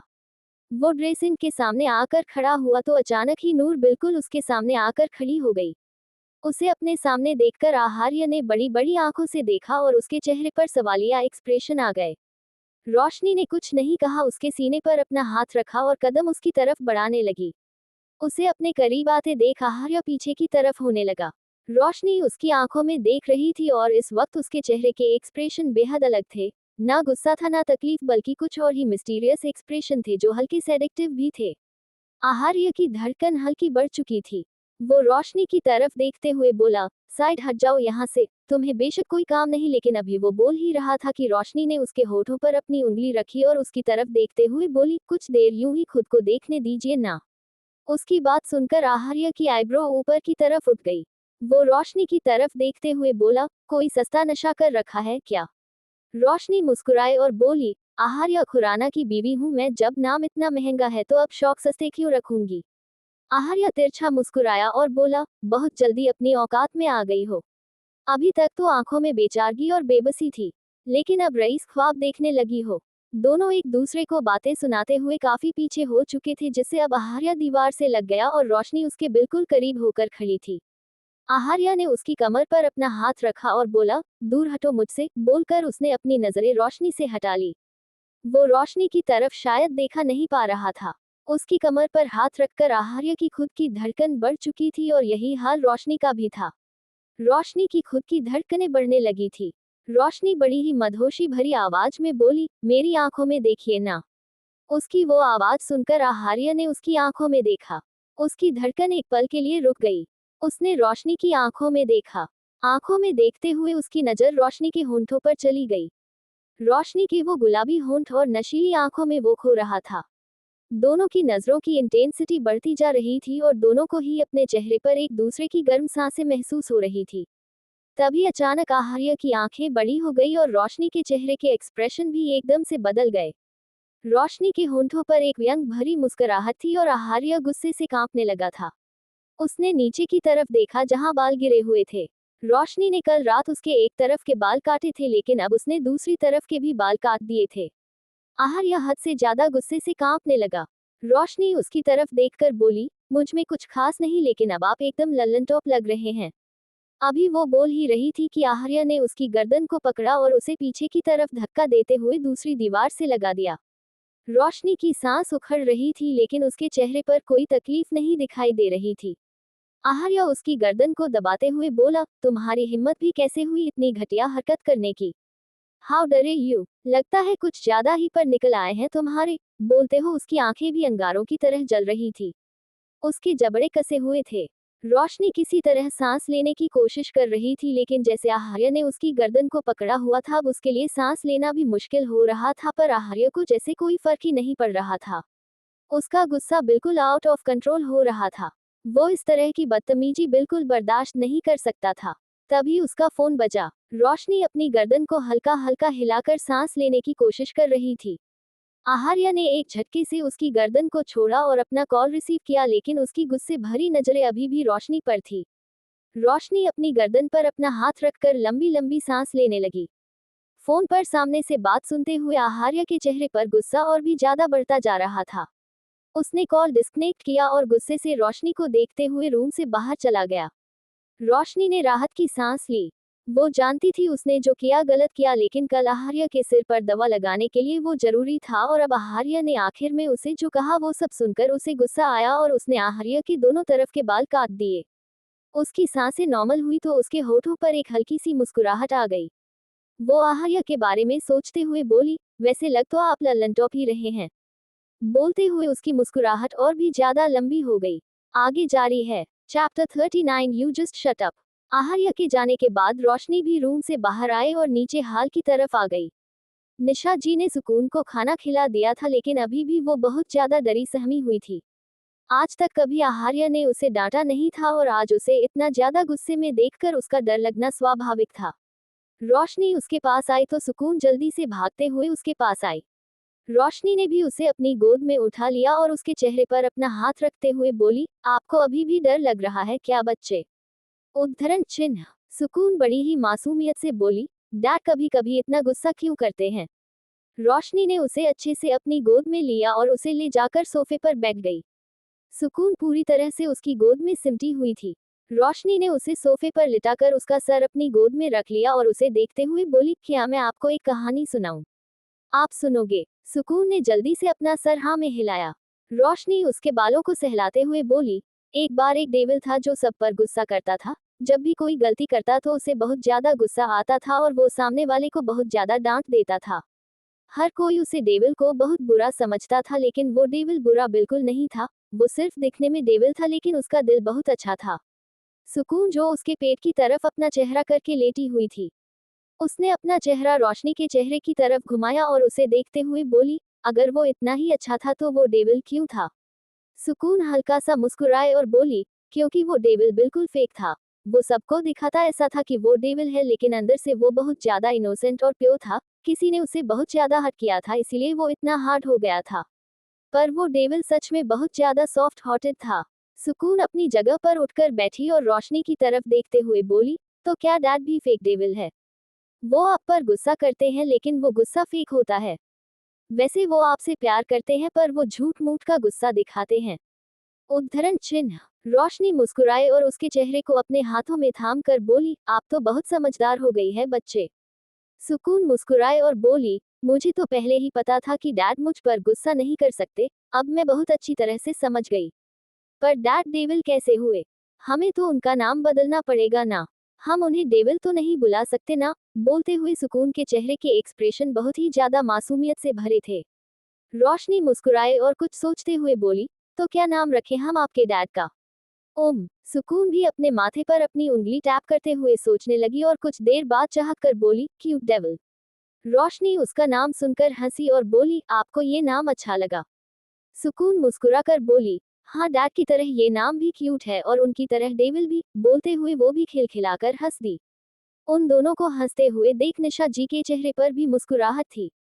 वो उन दोनों की तरफ देखते हुए बोली, काश जिस तरह से तुम दोनों खिलखिलाकर हंस रही हो, मेरे आहार्य की जिंदगी में भी हंसी वापस लौट आए। जब से वो अनामिका उसे छोड़कर गई है, तब से ही मेरा बेटा हंसना भूल गया है। ना जाने कब वो दिन आएगा जब मैं उसके चेहरे पर भी यही मुस्कुराहट देखूंगी। बोलते हुए उनकी आंखें नम हो गई थी। सामने रोशनी और सुकून अभी भी एक दूसरे के साथ बिजी थी और खिलखिलाकर हंस रही थी। वहीं दूसरी तरफ एक होटल के पार्किंग एरिया में आकर आहार्य की गाड़ी रुकी। वो गाड़ी से बाहर निकाला और बड़े ही तेज कदमों के साथ होटल के अंदर गया, जहां पर एक प्रेस कॉन्फ्रेंस हो रही थी। सामने चेयर पर अनामिका बैठी थी, जिसने व्हाइट कलर का नी लेंथ ड्रेस पहना हुआ था और उसके साथ ही बैठा था रितेश खन्ना, और दोनों के सामने मीडिया वालों ने जमावड़ा लगा रखा था, जो सभी चेयर पर बैठे थे, लेकिन माइक उनकी टेबल पर लगे हुए थे और वहां लाइव न्यूज चल रही थी कि आहार्य खुराना का हुआ दूसरा डाइवोर्स। आहार्य खुराना की दूसरी बीवी भी उसे छोड़कर भाग गई। क्या सच में आहार्य खुराना है एक राक्षस जिसके पास कोई लड़की नहीं रहना चाहती? क्या सच में आहार्य खुराना इतना ज्यादा कैरेक्टरलेस है कि अगर लड़कियां उसके साथ रहना चाहती है तो सिर्फ उसकी गर्लफ्रेंड बनकर, कोई भी उसकी बीवी नहीं बनकर रहना चाहती? आहार्य खुराना के वहां कदम रखते ही जैसे सबको सांप सूंघ गया था। अभी तक जो न्यूज चल रही थी वो एकदम से बंद हो गई थी और सभी मीडिया वाले आहार्य की तरफ देख रहे थे, जो अनामिका और रितेश की तरफ बढ़ रहा था। उसके आते ही मीडिया वाले अपनी जगह से खड़े हो गए और अपना अपना माइक लेकर उसके सामने आ गए।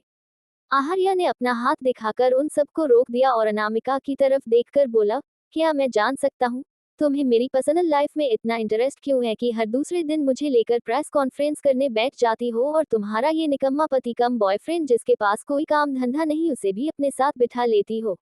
दोनों ही एक जैसे है। अनामिका अपनी जगह से खड़ी हुई और अपने हाथ टेबल पर पटकते हुए बोली, how dare you to insult me like this? Ritesh भी अपनी जगह से खड़ा हुआ और मीडिया वालों की तरफ देखते हुए बोला, देखा आप सब लोगों ने कैसे ये इंसान हम सबके साथ बदतमीजी कर रहा है? आहार्य ने तिरछा मुस्कुराकर उसकी तरफ देखा और बोला, अभी तो बदतमीजी शुरू भी नहीं की और बदतमीजी का अवार्ड भी दे दिया। Well I don't give a damn to your fucking award.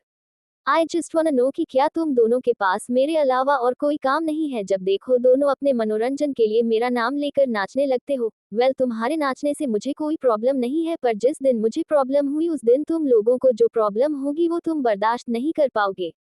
Anamika गुस्से से दांत पीसते हुए उसे देखने लगी। वो बोली, तो मैंने झूठ कहाँ कहा?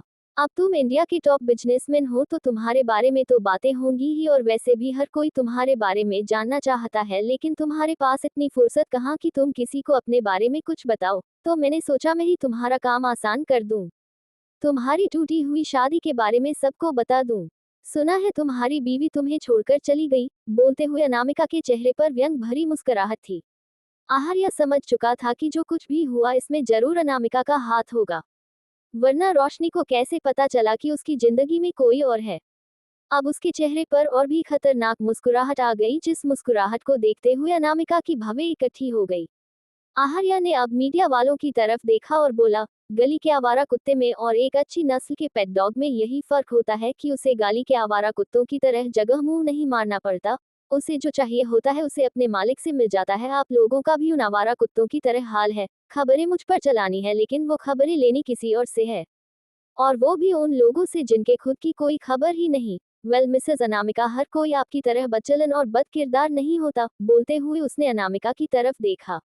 अनामिका उसकी बात सुनते ही पूरी तरह से जल भून गई।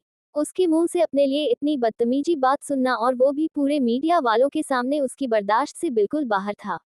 वो आहार्य की तरफ देखते हुए बोली, यू जस्ट शट अप। बोलते हुए उसने अपनी उंगली आहार्य की तरफ पॉइंट कर दी। आहार्य ने उसकी उंगली से उंगली मिलाई। तभी उसके आंखों के सामने एकदम रोशनी का चेहरा घूम गया। लेकिन जल्द ही वो उसकी सोचों से बाहर आया और अनामिका की उंगली नीचे करते हुए बोला, मेरे करैक्टर पर पर्चे बांट रही हो और खुद के कैरेक्टर पर एक शब्द नहीं सुना गया। कितनी इम्पेशंस हो तुम मिसेज अनामिका। खैर तुम जो भी हो, आई don't give you a dam फूके। बोलकर अब उसने दोबारा मीडिया वालों की तरफ देखा। वैसे तो जितना मसाला उन मीडिया वालों को अब तक मिल गया था उतना काफी था, लेकिन अब आहार्य कुछ बोलने वाला था जो उनके लिए बहुत ही ज्यादा कीमती होने वाला था, तो सबकी नजरें आहार्य पर टिकी थी। वही आहार्य के चेहरे पर एक मिस्टीरियस स्माइल थी। अनामिका और रितेश दोनों ही गुस्से में जलते हुए उसे देख रहे थे। आहार्य ने अपनी पॉकेट में अपने दोनों हाथ डाले और बड़े ही एटीट्यूड से बोला, आहार्य खुराना कोई एरा गहरा इंसान नहीं जिसकी जिंदगी में कोई भी कभी भी आएगा और चला जाएगा। उसकी जिंदगी में लोग आते भी इसकी इजाजत से हैं और जाते भी उसकी इजाजत से हैं, और आप लोग जिनकी बात कर रहे हैं वो तो आहार्य खुराना की बीवी है। और एक बार मेरी चॉइस घटिया हो चुकी है, लेकिन दोबारा आहार्य खुराना वही गलती करे ऐसा पॉसिबल ही नहीं। तो क्या मिस्टर खुराना अभी तक जो अनामिका माम ने कहा वो सब झूठ था? एक मीडिया वाले ने पूछा। आहार्य सार्कास्टिक वे में बोला, आपको सच लगा? सभी मीडिया वाले हंसने लगे। अपनी बेइज्जती होती देख अनामिका की मुठिया कस गई। आगे जारी है। चैप्टर 40 आहार्य का खौफ। मीडिया वालों को हंसते देखा अनामिका की मुठिया कस गई। वो गुस्से से आहार्य की तरफ देख रही थी। वो दांत पीसते हुए बोली, अपनी बकवास बंद करो आहार्य खुराना। आहार्य व्यंग्य से मुस्कुराया और बोला, अभी तो मैंने शुरू भी नहीं किया, एंड यू डोंट वरी, तुम्हारे लेवल तक नहीं जाऊंगा, इतना गिरा हुआ स्टैंडर्ड नहीं है मेरा। उसकी बातें सुनकर मीडिया वाले अनामिका पर हंस रहे थे और वो बस गुस्से से कांपते हुए खड़ी थी। रितेश गुस्से से आहार्य की तरफ देखते हुए बोला, तुम मेरी बीवी के बारे में इस तरह से बात नहीं कर सकते मिस्टर आहार्य खुराना, वरना मैं तुम पर केस। वो अभी बोल ही रहा था कि आहार्य ने एक बार फिर से मीडिया वालों की तरफ देखा और हैरानी से बोला, देखो बात भी कौन कर रहा है, जो खुद दूसरों के मामले में टांग अढ़ाते फिरते हैं, अब खुद को ठोकर लगी तो तिलमिला रहे हैं। वेल मेरे पास इतना वक्त नहीं रितेश खन्ना कि मैं तुम्हारे बारे में या तुम्हारी सो कॉल्ड वाइफ के बारे में बात करूं, क्योंकि मेरे पास और बहुत कुछ है करने को जो बदकिस्मती से तुम्हारे पास नहीं है। मैं बस यहाँ पर तुम्हें और तुम्हारी बीवी को कुछ बातें याद दिलाने आया हूँ। कुछ दिन पहले तुम्हारी ही बीवी ने सबके सामने कहा था कि वो मेरी शादी की रिसेप्शन पार्टी देना चाहती है, लेकिन अभी तक मुझे उसे रिसेप्शन पार्टी का इनविटेशन कार्ड भी नहीं मिला, और तुम लोगों ने मेरा डाइवोर्स के पर्चे बांटने शुरू कर दिए। यार कम से कम एक स्टैंड तो रखो, आखिर तुम करना क्या चाहते हो? खैर अगर तुम्हारे पास पार्टी के लिए पैसे नहीं है तो मैं तुम्हें दे सकता हूँ, लेकिन कम से कम अपनी बात तो पूरी करो। अब मेरी शादी की इतनी खुशी तो होगी ही तुम दोनों को। बोलते हो उसकी गहरी नजरें अनामिका पर थी, जो गुस्से से दांत पीसते हुए उसे देख रही थी। रितेश कुछ बोलने को हुआ उससे पहले ही आहार्य ने अपना हाथ दिखाकर उसे रोक दिया और बोला, जब दो टक्कर के इंसान आपस में बात कर रहे हो तो नमूने को साइड में रहना चाहिए, जलील होने से बच जाता है। बोलकर वो अनामिका के बिल्कुल करीब हो गया। अनामिका गुस्से से गहरी गहरी सांस लेते हुए उसे देख रही थी। आहार्य हल्का सा उसके चेहरे पर झुका और बोला, अपनी बातों से तुम बहुत जल्दी पलट जाती हो एक्स वाइफी। आई होप अब अपनी इस बात से ना पलटो। बहुत शौक है ना तुम्हें मेरे नाम का, से फेम पाने का, तो दिया तुम्हें मौका, करो अरेंज रिसेप्शन पार्टी। और आहार्य खुराना खुद उस पार्टी में आएगा, वह भी अपनी वाइफी के साथ। I mean my love my wife के साथ। बोलते हुए उसके चेहरे के एक्सप्रेशन बहुत ही ज्यादा कातिलाना थे। उसके होठों की तिरछी मुस्कुराहट थी जो अनामिका के तन बदन को जला रही थी। वहीं उन दोनों को इतने करीब देखकर मीडिया वाले तो मस्त पोज निकाल रहे थे। उन्हें जो चाहिए था उससे भी दुगना उन्हें मिल चुका था, और ऊपर से रिसेप्शन पार्टी कंफर्म होने के बाद तो अब उन्हें और भी ज्यादा मजा आने वाला था। आखिर मुंबई के अखबारों में और कुछ हो ना हो, आहार्य और अनामिका के नाम के मसाले मिल ही जाते हैं जो धड़ाधड़ बिकते हैं। अनामिका अपनी गुस्से भरी नजरों से आहार्य देखते ही रह गई, और आहार्य अब मीडिया वालों की तरफ घूमा और बोला, आप सब लोग भी इनवाइटेड होंगे, लेकिन वेन्यू और टाइम आपको मिसेस अनामिका बताएगी। क्यों मिसेस अनामिका? बोलते हुए उसने दोबारा अनामिका की तरफ देखा। अनामिका मुंह से भले ही कुछ नहीं बोल रही थी, लेकिन उसके दिमाग के अंदर बहुत कुछ चल रहा था। उसने मीडिया वालों की तरफ देखा और मुस्कुराते हुए बोली, जैसा कि अब आप सब लोगों को पता ही है और मैंने पहले कहा भी था, तो अब बिल्कुल वैसा ही होगा। एक ग्रैंड रिसेप्शन पार्टी में आहार्य और उसकी वाइफ के लिए अरेंज करूंगी, जो कि होगी कल मेरे खुद के रिजॉर्ट में। आई होप मिस्टर आहार्य खुराना अपनी वाइफ को लेकर जरूर आए, ताकि उनके डाइवोर्स को लेकर दोबारा कोई डाउट ना हो। आहार्य मुस्कुराया और बोला, आहार्य खुराना जो भी करता है वो फुल एंड फाइनल होता है, शक की कोई गुंजाइश ही नहीं होती। Well this press conference is over. बोलकर उसने अपनी तिरछी नजरों से अनामिका को देखा और फिर तेज कदमों से बाहर की तरफ चला गया। अनामिका के चेहरे पर मिक्सड एक्सप्रेशन थे। वो भी जल्दी से वहां से बाहर आए और उसके साथ साथ ही रितेश भी। दोनों बाहर आकर अपनी गाड़ी में बैठे और उनकी गाड़ी वहां से निकल गई। रास्ते में रितेश अनामिका को देखते हुए बोला, तुमने कहा तो दिया कि तुम पार्टी अरेंज करोगी, लेकिन अगर वहां पर आहार्य अपनी बीवी के साथ आया तो तुम जानती हो ना तुम्हारी कितनी इंसल्ट होगी। अनामिका डेविल एक्सप्रेशन के साथ मुस्कुराए और बोली, जानते तो तुम नहीं हो स्वीट हार्ट की अनामिका क्या चीज है। बोलकर उसने एक गहरी सांस ली और कुछ सोचने लगी। सोचते हुए वो मन ही मन बोली, बहुत अच्छी तरह से समझाया था मैंने तुम्हें मिसेज रोशनी खुराना, लेकिन लगता है तुम इतनी भी मासूम नहीं जितना मैं तुम्हें समझ लिया। और वैसे भी आहार्य की जिंदगी में मासूम लड़कियों का क्या काम। पहले मुझे तुम्हें देखकर लगा कि तुम इज्जत मान सम्मान टाइप लड़की हो, लेकिन तुम तो बहुत तेज निकली। बट नाउ अब मैं तुम्हें प्यार से नहीं समझाऊंगी, तुम्हारी ही लेवल में बताऊंगी कि अनामिका की बात ना मानकर तुमने कितनी बड़ी गलती की है। यू ब्लडी डम गर्ल। बोलते हुए उसके चेहरे पर डेविल एक्सप्रेशन थे। रितेश उसकी तरफ देखते हुए उसके दिमाग को समझने की कोशिश कर रहा था, लेकिन अनामिका को समझना इतना आसान नहीं था। रात को खुराना इंडस्ट्रीज। आहार्य अपने केबिन में बैठा सामने लैपटॉप पर आज सुबह जो कुछ हुआ उसे देख रहा था, और उसके चेहरे पर हल्की परेशानी झलक रही थी। वो अनामिका की तरफ देखते हुए बोला, तुमसे तो नफरत मैं बहुत करता हूँ, लेकिन उससे जो नफरत है वो बहुत अलग है। वो लड़की जो मुझे एक नजर नहीं बर्दाश्त, जिसका मेरे आसपास होना भी मुझे नहीं पसंद। तुम्हारी वजह से मुझे उस लड़की के सामने झुकना पड़ेगा, और ये बात मैं कभी नहीं भूलूंगा और न तुम्हें भूलने दूंगा। अनामिका। बोलकर उसने लैपटॉप बंद कर दिया और अपनी जगह से खड़ा हो गया। रोशनी और सुकून हॉल में गोल गोल घूमे जा रही थी। समझ नहीं आ रहा था कि रोशनी सुकून के पीछे है या सुकून रोशनी के पीछे। तभी दरवाजे पर कदमों की आहट हुई और दोनों के कदम ही रुक गए। सुकून जोर से बोली, या क्यूट डेविल आ गए। क्यूट डेविल सुनकर रोशनी एकदम से सुन्न हो गई और उसकी आंखें बड़ी हो गई। उसने सिर्फ सुकून को समझाने के लिए स्टोरी सुनाई थी, जिसके बाद सुकून ने आहार्य को क्यूट डेविल का नाम दिया था। पर सुकून ने तो सब सीरियस ले लिया था और सीधा आहार्य के सामने ही उसका नाम ले लिया। वही क्यूट डेविल सुनकर आहार्य के चेहरे की एक्सप्रेशन थोड़े सख्त हो गए। उसने रोशनी की तरफ देखा जो सुकून की तरफ बेचारगी से देख रही थी। सुकून आहार्य के पास आई तो आहार्य ने उसे अपनी गोद में उठा लिया। सुकून आहार्य का चेहरा अपने हाथों में थाम कर बोली, डैड आज मैं आपको एक बात बताऊं, आज हमने आपका नाम रखा, और वो भी एकदम मस्त वाला। उसकी फिर से उस तरह की लैंग्वेज सुनकर आहार्य को गुस्सा आया, लेकिन फिर भी उसने खुद पर कंट्रोल किया और सुकून की तरफ देखते हुए बोला, बताओ प्रिंसेस।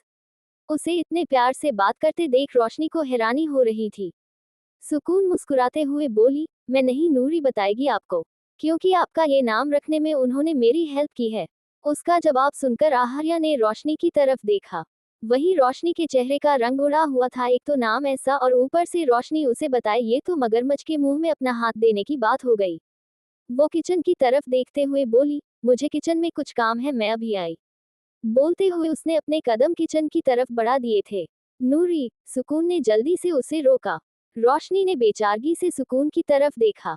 रोशनी के एक्सप्रेशन देखकर ही आहार्या समझ चुका था कि जरूर कुछ ऐसा है जो रोशनी छुपाना चाहती है। उसके चेहरे पर डेविल स्माइल आ गई। वो सुकून की तरफ देखते हुए बोला, अगर आपकी नूरी किचन में जाना चाहती है तो उन्हें जाने दीजिए। आहार्य की बात सुनकर रोशनी की हैरानी और भी ज्यादा बढ़ गई, लेकिन आहार्य की अगली बात सुनकर उसके होश और भी ज्यादा उड़ गए। आहार्य सुकून को अपनी गोद में उठाकर रोशनी के पास लेकर आते हुए बोला, अगर आपकी नूरी किचन में जा रही है तो हम भी किचन में चलते हैं। रोशनी जल्दी से बोली, किचन में बच्चों का आना अलाउड नहीं है। जाए सुकून, आप जाकर टॉय से खेलिए। पर नूरी डैड का नाम, सुकून ने मायूसी से कहा। आहार्या ने सुकून को अपनी गोद से उतरा और नीचे घुटनों के बल बैठकर बोला, नाम डैड खुद पता लगवा लेंगे प्रिंसेस, आप जाइए, जाकर टॉय से खेलिए। सुकून चाहकर कर बोली, ऑफ क्यूट डेविल, बोलकर वो वहां से भाग गई। वही आहार्या की आईब्रो टेढ़ी हो गई और रोशनी ने अपना माथा पीट लिया। वो जल्दी से किचन की तरफ भाग गई। किचन में आकर वो काउंटर से लगकर खड़ी हो गई। उसकी धड़कन बहुत तेजी से बढ़ी हुई थी और सांसें भी बहुत ज्यादा गहरी हो चुकी थी। तभी किसी की गर्म सांसें उसे अपनी गर्दन पर महसूस हुई। आगे जारी है। दोस्तों, आशा करते हैं कि आपको हमारी यह कहानी पसंद आई होगी। अगर आपने इस सफर का आनंद लिया हो तो हमारे चैनल ख्याली दुनिया को लाइक करें, अपने दोस्तों के साथ शेयर करें, कमेंट में अपनी राय दें और हमारे चैनल को सब्सक्राइब करना न भूलें। मिलते हैं अगली कहानी के साथ, तब तक के लिए अपने ख्यालों में डूबे रहें। धन्यवाद।